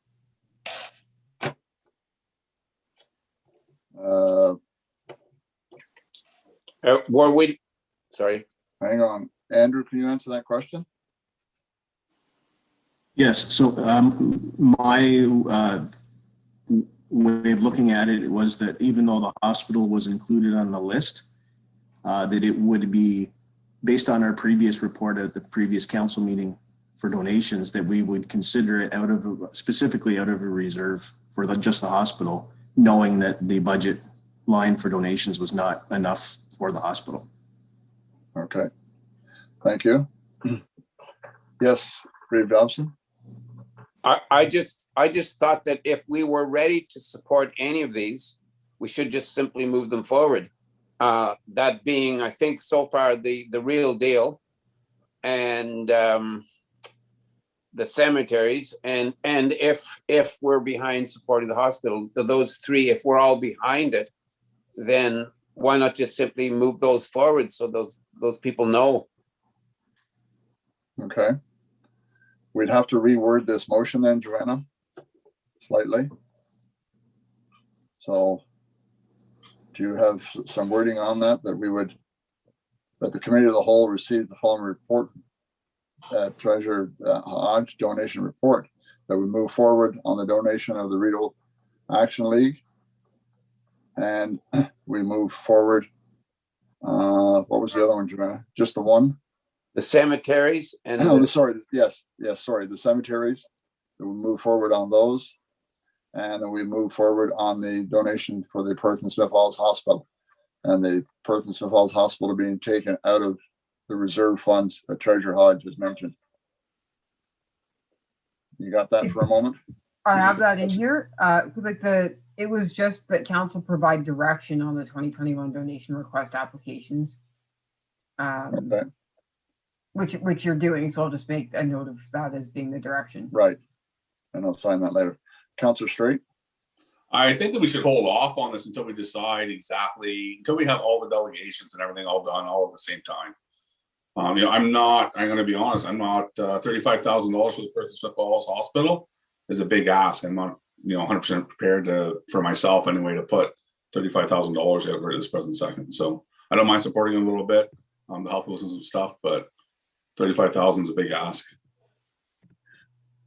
In response to your comment then, Councillor Straight, what's your feeling of splitting this ask over 2 years? I don't mind donating some money to them, like I said, but I'm not even, 17 or 18,000 or whatever it works out to there, 16,500, whatever. That's a lot of money still. I don't mind doing, maybe 2,500, maybe 5,000 or something like that. But that's a big ask to pull out of reserve, especially when we have a lot of other stuff going on. But I don't mind doing. So our reserves are pretty healthy. Councillor Jennings. So, you're opting to say split it over 2 years, but they'll be back next year with the additional money asking for it again, the same as last year they were here with us asking for additional money. So by splitting it, it's not going to have it go away because they'll just come back with the extra next year. It was just a suggestion, Councillor Jennings, that was made in one of our meetings quite a while ago. Any other comments? So the suggestion has been made that we would wait till we get all the delegations and deal with this all at once. Joanna, how long is that going to take? I'll have to get in contact with everybody and see when they could make it. I imagine we'd have to split it over a couple of meetings anyways, because there's quite a few people on that list. So a month and a half, and then you guys would have to make your decision after that. So we're looking at about 2 months, which personally I think is maybe a little unfair to the hospital because they've been waiting for some time already. Reeve Dobson. Yeah, I was just going to say, and not just the hospital, but that means we're going to hold up the cemeteries, and we're going to hold up the real deal, and we're going to hold up the hospital. And I feel that we either want to support them or not. And yes, I think when we go through the list, all 5 of us want something a little bit differently. But here we are talking about $2,000 for a summer camp for a few kids, and we're comparing that to $2,500 to a hospital that is for every single residence. I don't understand. I don't understand why we would not be wanting to support what is probably one of the most important assets that we have in our community. I just don't understand that. And yet, yes, I agree with you, Karen, that they may be back again next year. We have the option next year of saying no. Or we have the option of saying, we're going to put it over 2 years for your request, but that'll be it. We have options, but anyways, that's how I feel. Any other comments? Because we do, yes, Councillor Jennings. So in the past, we didn't split it up and say, you get your money first and then the rest of them we deal with. We have held them off. So why would we change the process? I think I've said right from the beginning that this request from the hospitals, I feel should have been a separate issue. I felt that right from the beginning, so we wouldn't be asking to hold anything up. But I'm just saying that it's also being suggested then that we hold up. That means that it could be at least another 2 months before any of the cemeteries know whether they're going to get anything from us or not. The Real Deal, which does so much good in our community, they're going to go another 2 months or more wondering, are we going to help them or not? I mean, we have to make decisions here somewhere along the line. Okay, can we then possibly change this again, Joanna, sorry. Based on the Reeves comments there, and I think a few others are maybe thinking the same thing, rather than holding up the cemeteries, because I have to agree that that's a little unfair to hold them up and to hold up the Real Deal. Can someone make a motion that we move forward on the donations for the cemetery, for the Real Deal, get that one out of the way, and then have a separate discussion in regards to the hospital, how we want to deal with the hospital? Yes, Councillor Carroll. I mean, I'm happy with that motion. I thought we said that 10 minutes ago. I said, like, let's move ahead. Yeah, we did. Let's go ahead with that. So like, I don't even think we need a motion to that. We can just get that direction saying the cemetery is good, right? Okay, Or do we are have we to- good? Are we good to just give staff direction to move forward with the cemeteries and the Real Deal? No one's objecting? Good. Is that, yeah. Okay, you got that, Joanna? So just take the hospital out, but the cemeteries and Real Yeah. Deal, you want to move forward on? And we have Yeah. consensus? We have consensus. Real Deal and the No cemetery. one's shaking their head and no one's throwing their hands Well, up. so when are we saying we're having the discussion about the hospital then, tonight or not? Tonight, yes, we will continue on the discussion on donations to deal with the hospital. So we get the one out of the way and then we'll go on to the hospital. Councillor Carroll? So I was got the hospital side of it, yes, it's not about a want. For me, it's not about a want to have the donation there. I agree with Reeve Dobson where he says it should be a completely separate thing, because this is a completely separate thing. And I've always stated that it's a different slippery slope. And that's why I asked that big question of how many municipalities do this. It's creating something that could be an expectation as we go. And also it could become an expectation from where the province sees that too as well. And to me, it's a dangerous direction to go. And what is that going to bring in the end? The want is there. I think the hospital is fantastic. As far as what we need to give for it. And you know what, if the money was there and it's easy, like I'm all for supporting the hospital. It's key to having a strong working hospital in our community. But we do have a strong community network from this hospital, and then outsourcing obviously to the expertise in the bigger hospitals in Kingston and Ottawa. But it's not the want. But my biggest obstacle with this is this like the ask directly from a municipality is starting to create another tax side of things. And I think that's a bigger discussion that needs to be made even at a higher level than us as far as that goes. That's why my biggest hurdle with it. So I'm still staying on that because of that hurdle. The want is there though. So I don't ever want that to be ever questioned. I know, and I'm not trying to put you on the spot, Reeve Dobson. The want is there. It's the process is the problem.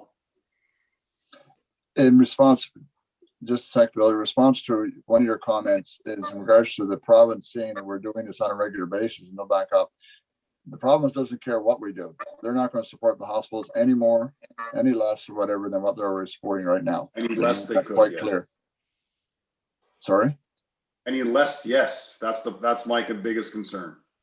Well, they'll support only the bricks and mortar, the equipment we have to do ourselves.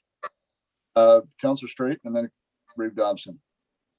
Again, I like to, as far as everything else goes, I'm agree with Councilor Carroll on this. I want to support the hospital, but like he's already previously mentioned, this is a very slippery slope. And I don't mind doing something. I'm not in favor of that size of a donation. I don't mind doing $4,000 or $5,000 to help them fundraise and do some stuff and help out. But 35,000 is a lot of money.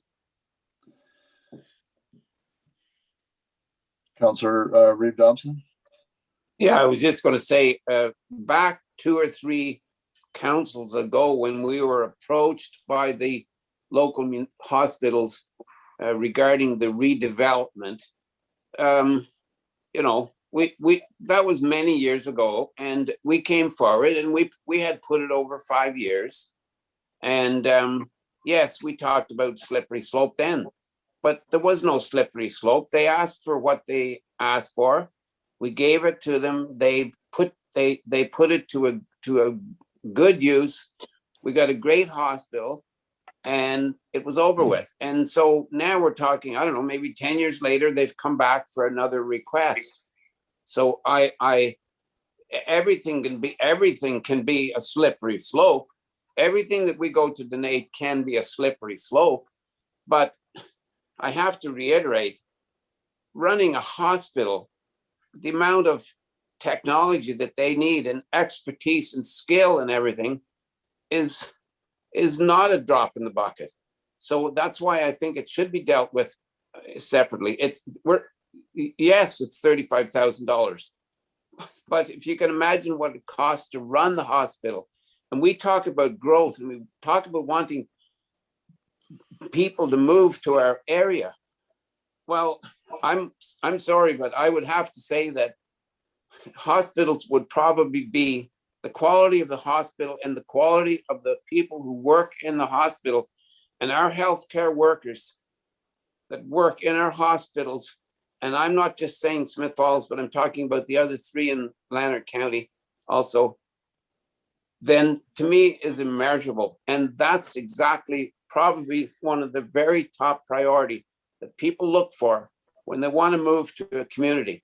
And it happens to be that when we're talking about the hospital, when we're talking about moving to this area, we're not just talking about Montague, because we know that this hospital serves Montague and area and Smith Falls and area. Okay, just to follow up, if I may make a comment in regards to the hospital. The hospital, Perth and Smith Falls Hospital, provides a tremendous amount of services that we do not have to go and travel outside of our Montague Township area. I've been to that situation myself on several occasions, and family members have too. If we had to drive to Ottawa every time and pay for the parking for the services that the hospital doesn't have because they don't get donations, I think we will end up paying a lot more out than what we're doing this donation right now.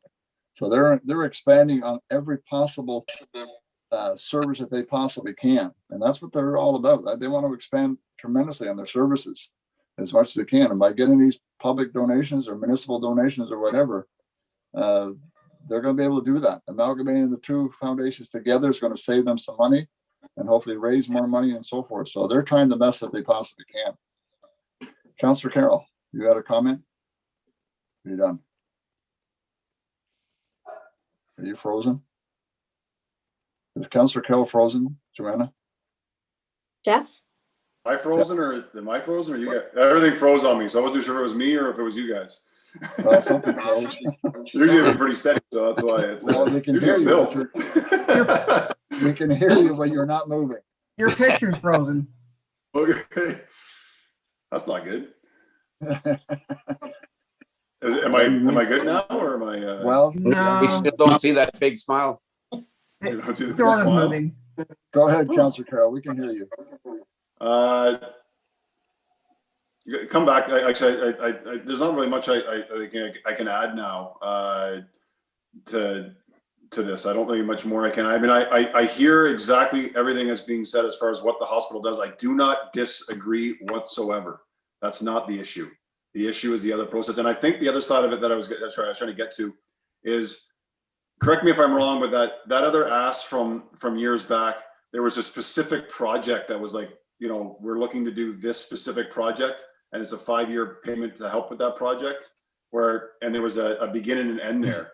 And I mean, like, we can pretend to think that there's going to be an end here, but this is looking to be sort of an every year sort of thing, and that's why it's not the same. I don't think it's the same as what the previous one was when you were talking about a specific project. This is something that's kind of building to go forward, and I think that's where it's a slippery slope, and that's my biggest. And I think there needs to be go back to the drawing board as far as maybe the way that funding is and everything else. And this is a bigger problem that's happening throughout the province, then it has to be looked at that way. So anyways, I think we're beating a dead horse here, unfortunately. So we need to come to a conclusion here, folks. I mean, we need to decide how we want to do this. I guess the best thing to do is break it down and start with ask for the 34,000 to see if there's any appetite for donating 34,000 out of our reserves, which our treasurer is well indicated is healthy enough to absorb that and that. So I will go around the room if I can and ask each individual person, and then we'll try and break it down if we can. Councillor Jennings, in regards to the 34,000. No. Reeve Dobson. Yes. Councillor Carroll. You're froze again. No. Am I still froze? Councillor Straight?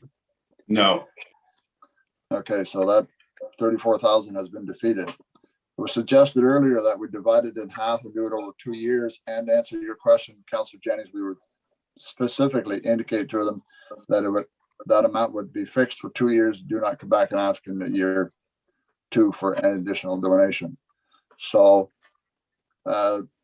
Andrew, if we divided that in half, the 34,598, what would that amount be? So it'd be like 17.5. 17.5. Okay, we'll use the figure 17.5. Yeah. So I'll go around the room again. Councillor Jennings, a donation of 17.5 per year for this year, 2022, and indicate to them that that is the only way we're going to do a donation. Do not come back and ask in 2022. Councillor Jennings? So 2021 for 17.5 and 2022 for 17.5 and no more. No All more. out of reserves? Okay, Out of reserves. Your answer? okay. Councillor Reeve Dobson? Yes. Councillor Carroll? I still have a problem with the process, so no. Councillor Straight?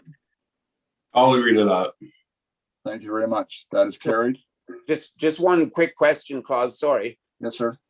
So I want to make sure that we're clear now.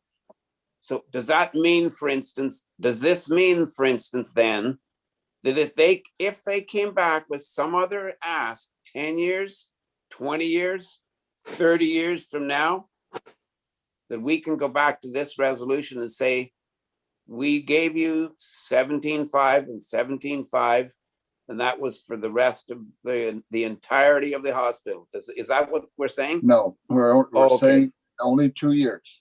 Only 2 years. That's it. And then Okay. in 2023, Thank you. in 2023, whoever's on council at that time can make a decision at that time.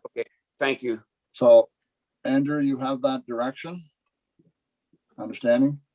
I do. Okay. That would be the now, resolution Joanna. now. Okay, thanks, Andrew. Just hang on for a moment.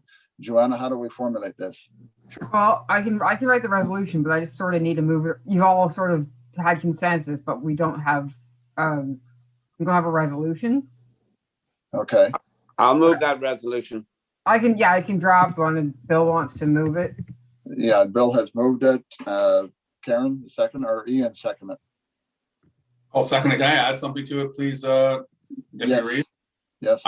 I'd like to report from the hospital because I really want to know what the money's used for. I don't have a problem with that. Joanna? Yep. Can we request that? Okay, so we have that. We have a consensus. You'll write up a different resolution, motion, so forth, and I'll sign it at a later date. Okay, excellent discussion, folks. Thank you very much. We'll just cross this one off for now. Cross that off for now. Okay, I'll put that over there. Where are we now? Mr. Stephen Rathwell, are you still with us? I am here. Thank you. All righty. You guys should have an alarm clock there. You can have a little nap and then set the clock for when we want you back again. All great conversation to be here for. Yeah. Okay, you're reporting on the micro results. Paving, sorry. Yes, so this was brought to, the report was brought to on December 15th to proceed with the joint Lander County tender. And following along with our road knee study, Public Works Manager took roads from there and submitted this to the county. We got the results back from the county, and the recommendation from staff is that committee of the whole direct staff to place award of tender PWC 09-2001 to 21 to Miller Paving on the next council agenda, and that council direct staff request pricing from Miller Paving to complete Uphill Street, Union Street, and Kilmarnock Road prior to the award of the contract. So there was 18 companies that obtained the tender documents. Only 2 actually bid on our portion of it due to there only being 2 companies that can complete this scope of work. I provided figure 1 that places the 2 companies with their bids. As you can see, there's a huge difference between the 2. This is due to the county having a large scope of work around our area as well. That's a huge benefit to us. Public Works Manager used the $8 square meter for budgeting purposes, which took us closer to the second price. So I'm suggesting to complete these extra roads, seeing how we're well under budget, and these are roads that were listed on our priority roads by council previously in the roads need study, and they're in close proximity. Using Uphill, it was a street that the Public Works Manager and lead hand kind of looked over in the location that should have been included in the tender, as it's right there with the other roads. And then I provided figure 2, which just shows kind of where these lay in the roads need study. And then figure 3 is just a breakdown. If they were to use their pricing that they submitted previously, this is what the total for the other 3 roads would be. And then I've completed the options below. If we were to complete everything together after non-recoverable tax would be $180,625 and 14 cents if they honor their price from the previous tender. Okay, very good. I agree with it. There's quite a difference in the price between Miller's and Doncor. Quite a difference. We've used Miller before, so they're okay. All right, any questions yes, Councillor Straight. Yeah, thanks a lot, Stephen. I'm glad to see that you're taking advantage of and using the roads needs study to the full extent of what is, designed for and will be paid for. I'm just wondering, since there is some savings, some significant savings, and you mentioned that a lot of those savings are due to the fact that the county has some large projects in our area. Is there anything that we'd like to add to this to take advantage of the savings? Is it beneficial to do so? Are there a couple other roads that are coming up that could benefit from the savings? Just leaving that open to you, I guess. Absolutely, Councillor Straight. There is lots more roads that we could. I put these 3 as I figured they were the next 3 to come up. I didn't want to go too many for an ask in addition to what we already submitted, but staff can absolutely prepare additional roads and talk to if that's what you would like. Yeah, just follow up. Yes, go ahead. Yeah, it just like as you had mentioned, with the county being here, if they're not going to be here next year, is that going to make a big difference on the roads for next year? I just think that if we can take advantage of it, if the budget allows for it or the reserves allow for it, then I think it's maybe a wise decision to do. Okay, Dave Dobson. Yeah, I thanks Stephen for this great report, and I very much agree with what you're saying, Councillor Straight, because this might be the year to do that, but I would kind of specify, and it's a question, Stephen, to you, regarding the 3 that you're talking about, Uphill, Union, and Kilmarnock. My recollection is that they're already all surfaced, but I guess my thought is any part of those 3 gravel? And my other question would be, is there another short street near one of those that would be gravel because I would be then suggesting if we were going to do another one, we might choose to try to do one that's close to one of them. And the reason is because in the past, when we tried to do that, which is exactly what we did at the end of like the end of Matheson there, Riceville and so on, by doing those 3 short streets was fabulous, I think, because now we don't have to send the grader there. So I'm just wondering, is there any little area where you have to send a grader because of a short bit of gravel that we could actually get on top of that problem? That's just a question. So it's actually 2 different units for doing the chip and doing the micro. So I don't believe we would get the same price to do this, as they'd have to mob in an additional units and different crews in that. So I don't think that would work great, but I think I know what you're talking about, and I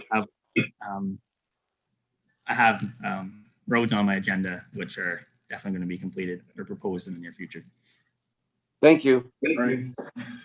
All right, action report, Steve. No further comments from anybody? So it's moved by Councillor Ian Straight, seconded by Reeve Bill Dobson, that the committee of the whole receive the following report. Public Works Deputy Manager. Reeve. Yes. Stephen has his hand up. Oh, Stephen, you have follow-up? Would Sorry? you like me to come back next meeting with additional roads for this? Yeah, yes, sorry. Yes, we would. Thank you. Thanks, Ian. The committee of the whole received the following report. Public Works Manager S. Rothwell, micro tender results, and the result being recommended to council. The committee of the whole directs staff to place an award of tender PWC-09-2021-21-EO to Miller Paving Limited to the next council agenda for approval, and the council directs staff to request pricing for Miller Paving Limited to complete uphill Union Street, Carmanic Road prior to contract award. All those in favor? Good, thank you. And Joanne had a question, Joanne. maybe before we sorry. voted. I wasn't voting. I just wanted to, so we can add to that motion, just so we all know what we're voting on. I think, Steve just already said it, but I just want to add to that motion and that council direct Public Works Manager to explore further options for other roads Yes. to be. Yeah, okay, if you could add that to it, and then Yeah. we'll sign it. Okay, clerk administrator, the RFP for development charges study. Joanna. Okay, just let me finish Oh, this sorry. resolution. Stephen, you still there? Oh, it is Steve. Stephen, your favorite subject, garbage. All right. Thank you, Chair. Right. Go ahead. Yeah, so I brought forward a report for information and recommendations that council received the curbside garbage collection policing update for information. As stated in the report, we kind of went back and forth on a few previously, and it was determined that council wanted staff to communicate with the contractor with respect to determining waste that is considered uncollectible and to complete recommended policing options. So after this, staff met with the current contractor's manager. We discussed kind of what's uncollectible and what we'd like to see moving forward and options that we could work with. Mentioned we are receiving a sheet back from the contractor with the households that placed uncollectible waste or untagged bags at the curbside. I'd like to say the current contractor, I'll give lots of kudos to them. They've been superior in working with myself. Communication, they've done extremely well, and they've done everything we've asked of them. And I just want to make sure that they are, called out and given thanks for their great work with me. So I instructed GIM or a contractor to put this into place on Friday, March 5th. The reason that I decided on the 5th instead of doing the Wednesday was in order to try and prevent a large amount of garbage being left possibly over the weekend for a full week. I understand that it was maybe strange to have it enforced on a Friday and not both days, but I was hoping that we could do it on one day. Hopefully we didn't have any problems, but in the case at which we occurred is there was a lot left over, and I didn't want there to be garbage over the municipality and look terrible for a full week. So that's kind of why I picked the Friday. Into the results, so on the 5th, we had 182 households where garbage left on the curbside. Usually we have 7 metric ton. There was 4 disposed of that day. On the Wednesday, 222 households, usually 8.5 tons disposed. That day we were 6.88. Long story short, there was a lot of feedback from received by staff and by council, everybody on this topic. The contractor themselves had a lot of feedback and complaints directed towards them. And there was lots where our residents stated that they did in fact have their bags placed curbside by 7 o'clock. And it's hard for us to determine. We're not going to doubt our residents at all. It's tough to doubt our residents or our contractor. So I communicated with the contractor to ensure that we are checking tags for tags on the draw straps, because I did see a lot of pictures sent to us where they do have orange straps and the tags kind of blend in together. So I advise them to look extra hard there. I posted a lot of the feedback that we got, just kind of for council to have a look at what's going on. And like I say, I talked to our contractor about what I've been hearing. He's told me what he's been hearing. And just the biggest thing is a lot of people would like to see these mailed out and with their taxes. That can be done absolutely by staff. We just need to explore the extra cost with that. It's been done in the past. The problem there was some people said that they didn't get their tags. And this is kind of gray area on do you receive tags or not, and how do we solve that issue. And then just the last little common thing that was kind of being saw by our contractor was residents using garbage cans, which we do recommend. And just it was difficult for tagging operations that people stated they had tags maybe on the bottom, they weren't visible, and it lifted the lid, and yada yada. So essentially, there's kind of my feedback there, kind of summed up as quick as I can, and that's option, just receive it as information. Okay, Stephen, thanks very much. A very contentious issue. I think some of it was kind of mountain made out of a molehill, but anyway, hopefully we can move forward and people have their tags now, and we get on.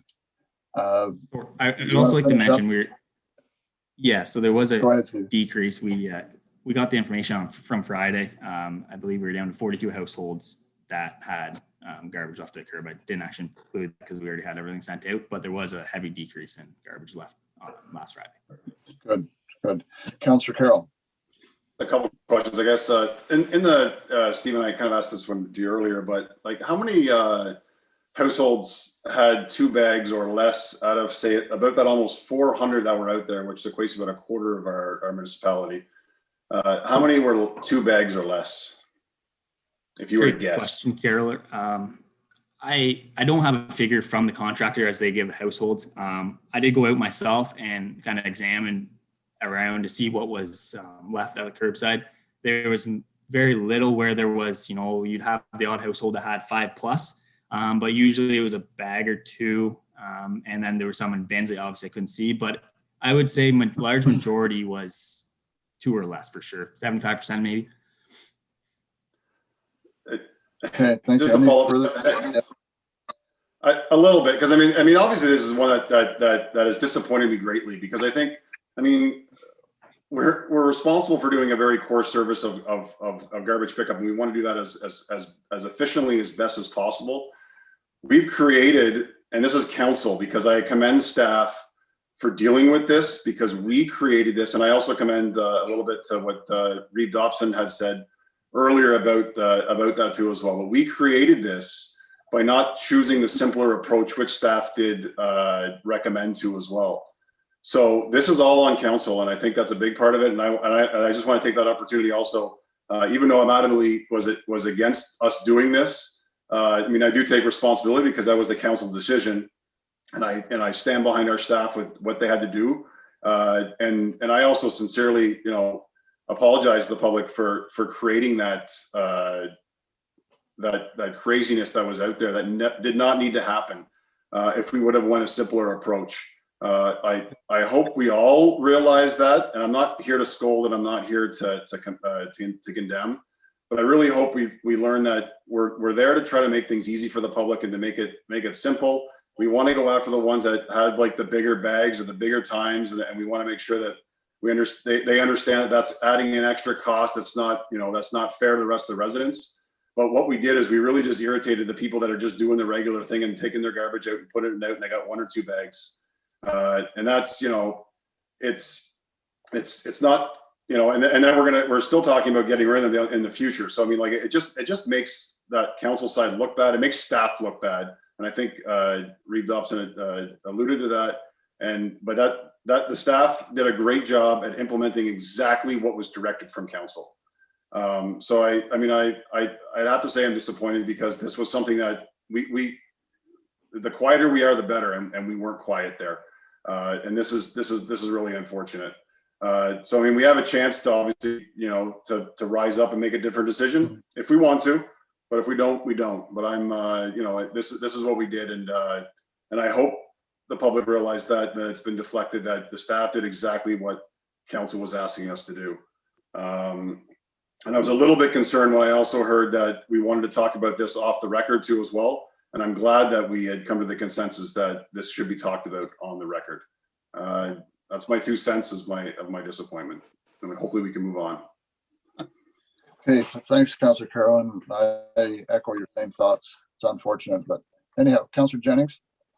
So the only thing I think, in my opinion, that was missed was perhaps there wasn't enough communication through all methods, whether it be the newspaper, as well as, we did do the social media, but we weren't pinning it to keep it current so people would remember the March 1st deadline.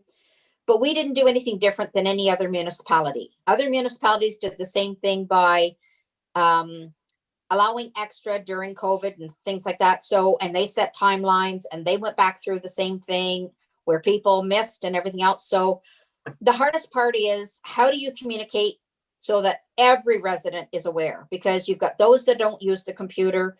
You've got those that are on the computer, but are only on certain sites, not on all sites. They don't check all the time and everything else. So that's the only thing we missed on. Yeah. Using the tags is the method that most municipalities are following, because whether it's you limit them to 1 bag or 2 bags, there's still tags being used. I don't agree with mailing them out, because that's where you do get into the issue of I didn't get them, or whatever the case may be, whether it's somebody moves and then they take them, those people don't get them, like there are different things that go on. I do think we have to look at another way of distributing. So if people can't get in during regular work hours, then perhaps we look at maybe doing a student to do some Saturdays or something. There has to be a different way of doing it. So, staff did what they were supposed to. The contractor did what he was supposed to when we asked for it. So yes, it was a matter of, I think we just maybe somehow missed on the communication because of the fact that the date came and people forgot. So that's where we missed out on it.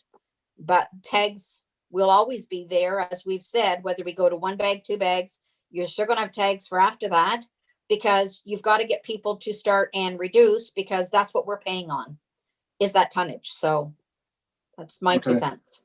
Thanks. Yeah, Councillor Straight. I'd like to kind of agree with what Councillor Jennings has said. Lessons learned for me is that, our current notification system isn't adequate. And I think that we talked about it before. I brought it up that we should be running an ad in the paper.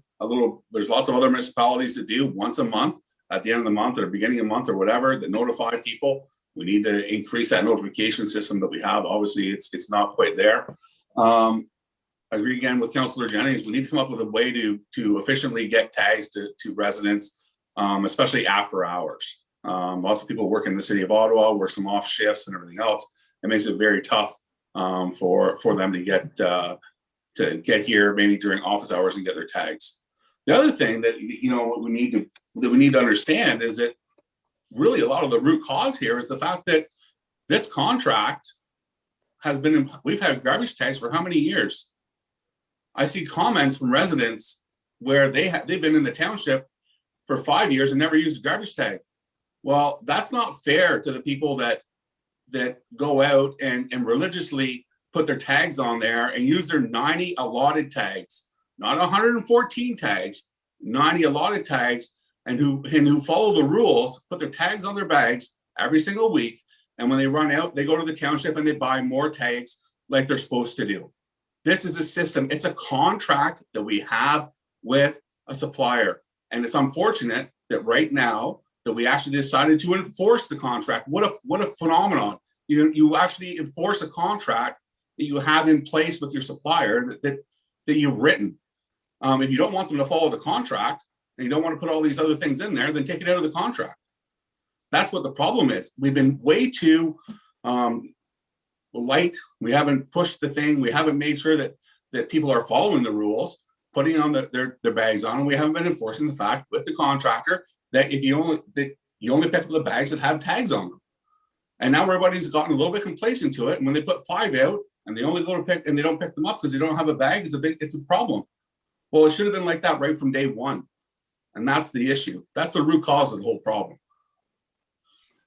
Councillor Straight, in answer to some of your comments, and I agree with you, the contractor, who I have personally spoke to myself, and some of the drivers were getting so tired of being yelled at because they go down the road, turn around and come back. They didn't pick the garbage up on the way out. The homeowner runs out there and say, "Why are you not picking up my garbage? Because there's no tags on there." Well, too bad, you got to pick it up anyway. And they yelled at and yelled at, and finally said, "The heck with it, we just pick up everything." So we'll try and make the tag system work, but it's going to be difficult. My personal opinion is that it will work sometime. People will start to realize. Councillor Carroll. I hear that. And I think the biggest thing is exactly what the whole purpose is. And I hear that there's a lot of complications with this.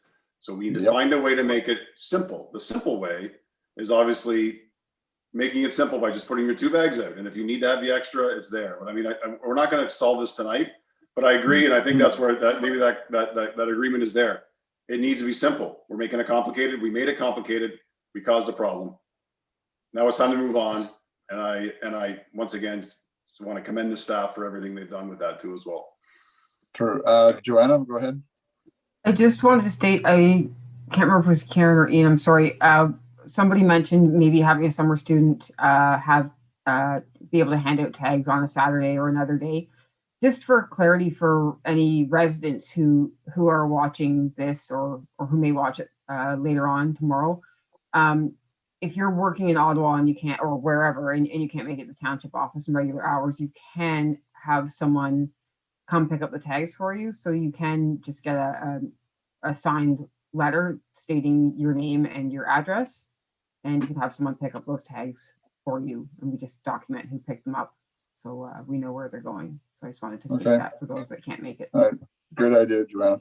Do you have any sorry, Ray Dobson?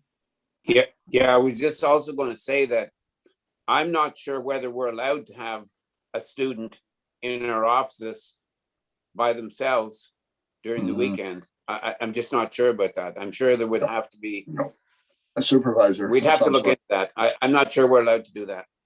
Yeah. Final comment, Stephen? It is what it is. Okay, I'm going to read this motion so we can move on. Moved by Councillor Karen Jennings, seconded by Councillor Jeff Carroll. The committee of the whole received the following report. Public Works Manager S. Rathwell, garbage collection, and the following being recommended to council. The council received the curbside garbage collection policy update for information. All those in favor? Thank you. That's carried. Okay, Joanna, RFP development charges study. Thanks, Stephen. Okay, so this report is about getting a request for proposal for a development charges study. So just sort of as background, development charges are collected through building permits, and it's basically the theory that growth pays for growth. So essentially every house or every building that's built, we collect a certain amount, and that goes towards new growth costs in terms of, you know, maybe in addition to a library or other things that new growth may need in the area, recreation, things like that. And the development charges were last looked at in 2016. and they are required by law to be looked at and reviewed every 5 years. So this year is the year that we have to get them looked at. And to review the development charges study, we have to do a background study. This is something that is typically done through a consultant, not too frequently done in-house. So particularly with changes that have been made through Bill 108 that make changes to transition of soft services such as recreation, library, childcare from development charges to the Planning Act and various other items that have changed. I'm suggesting that we put out to a request for proposal to have someone come and review these charges, development charges for us, and get those looked at and reviewed and put into place before the end of the year. Okay, thanks, Joanna. Any questions in regards to this? This is something we have to do. I think it's just housekeeping work. So I have a motion here, moved by Councillor Jeff Carroll, seconded by Councillor Jennings, that the committee of the whole receive the following report. Clerk Administrator Jay Bowes, that the RFP development charges study and the following being recommended to council. That the council direct staff to finalize a draft request for proposal of the development charges study and bring to the next available council meeting, and that the staff be directed to undertake a necessary background study requirement under the Development Charges Act. All those in favor? Thank you.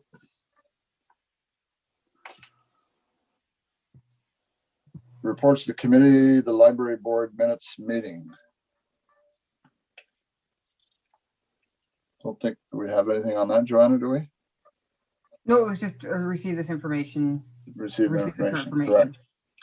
Okay, next item 5A, notice of motion and motions that the council direct staff to bring forward a list of the motions and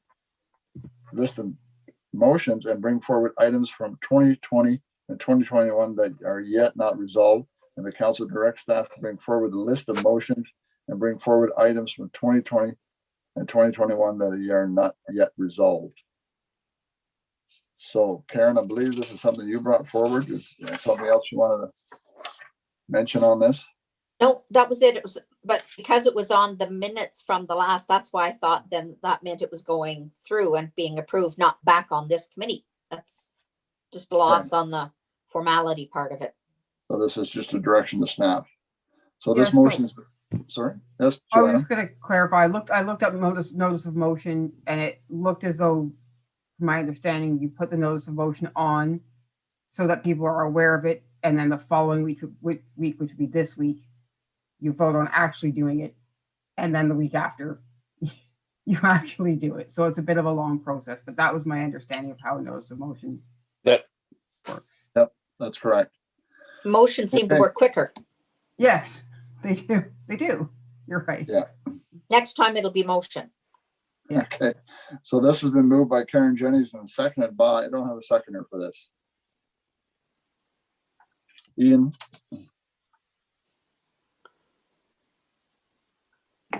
Okay, all those in favor? Carried.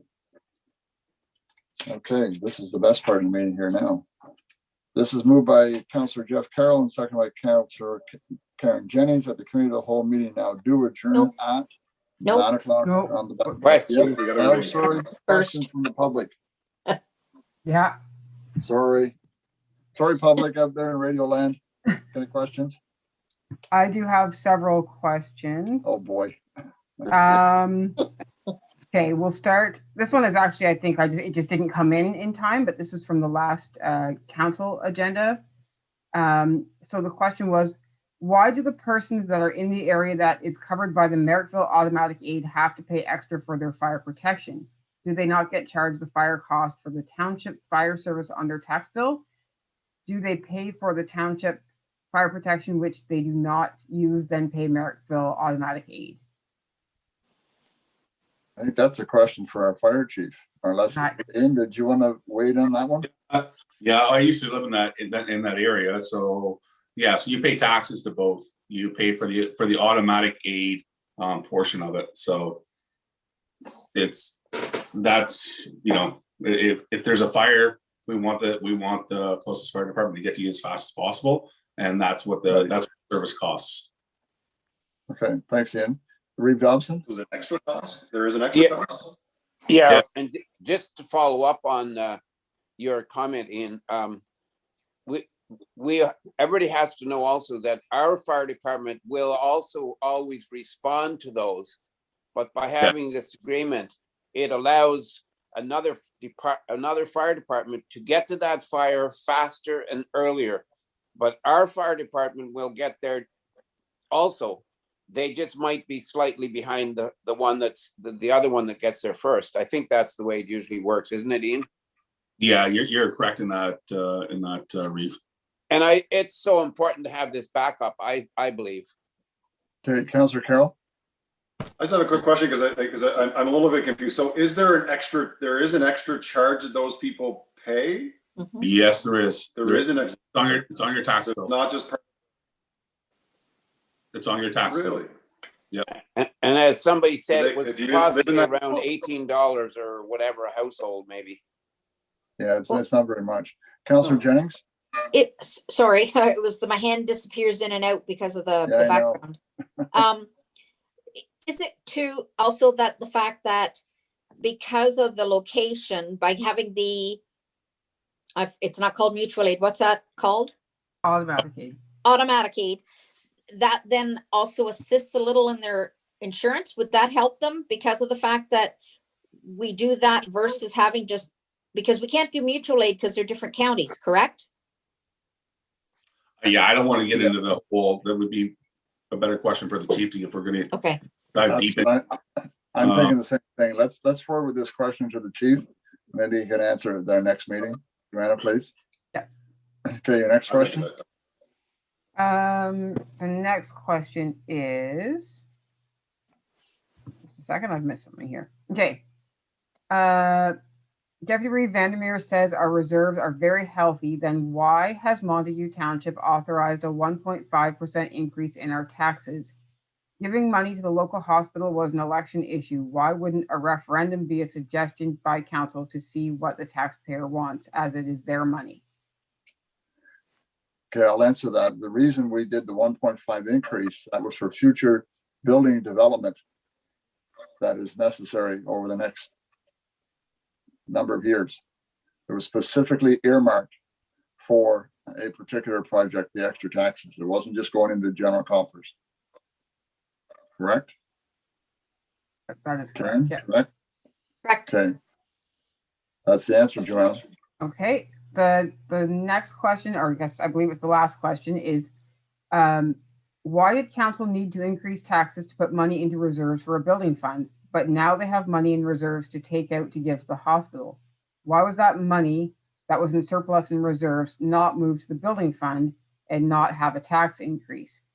I have heard that Smiths Falls Hospital have refused to give COVID injections to the public. Well, that's a question. I'm not sure how you answer that there. I mean, we have reserves, and I would imagine once we get to the point of doing some building, new building or building renovations, we will be using reserve money. And the fact that the hospital isn't giving COVID injections, we have no answer on that one. Yes, Reeve Dobson. I agree with you. I agree with the cause there because we're now getting into some questions, I should say, that really has to be directed to the Leeds Grenville Manor Health Unit. You know, that where the vaccines are and where the tests are and so on, that's out of our realm. We don't have any say there. Okay, Joanna? Yeah. Anything else? That appears to be it. No. Okay. Yeah, that's it. So now I'll just start this over again. Sorry, folks. Moved by Councillor Jeff Carroll, second by Councillor Karen Jennings, that this meeting of Committee of the Whole meeting do now adjourn at 9:06, not 9 o'clock p.m. All those in favor? Thank you. Carried. So we now will go into our reconvene.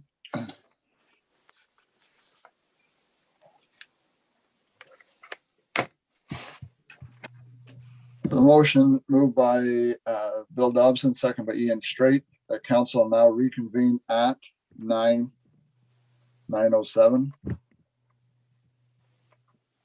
All those in favor? Okay, we have reconvened. And now just give me a second here.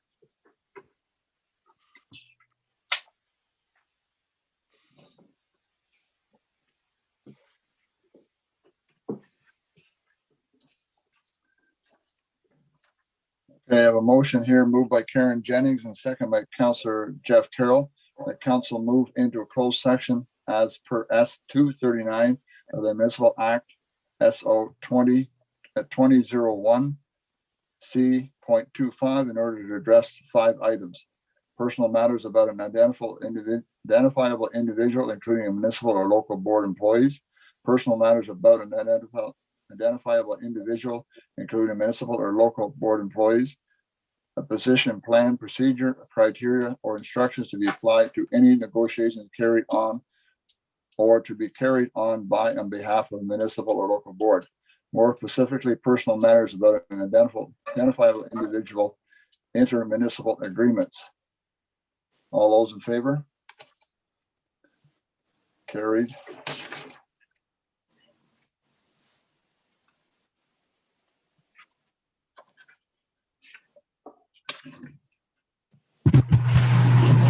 Okay, first, what was that? First off, I need to go around the room and ask each Nope. individual person. Nope, not yet. Not yet? Christie has to get us off. Oh, sorry, Christy, you still there, dear?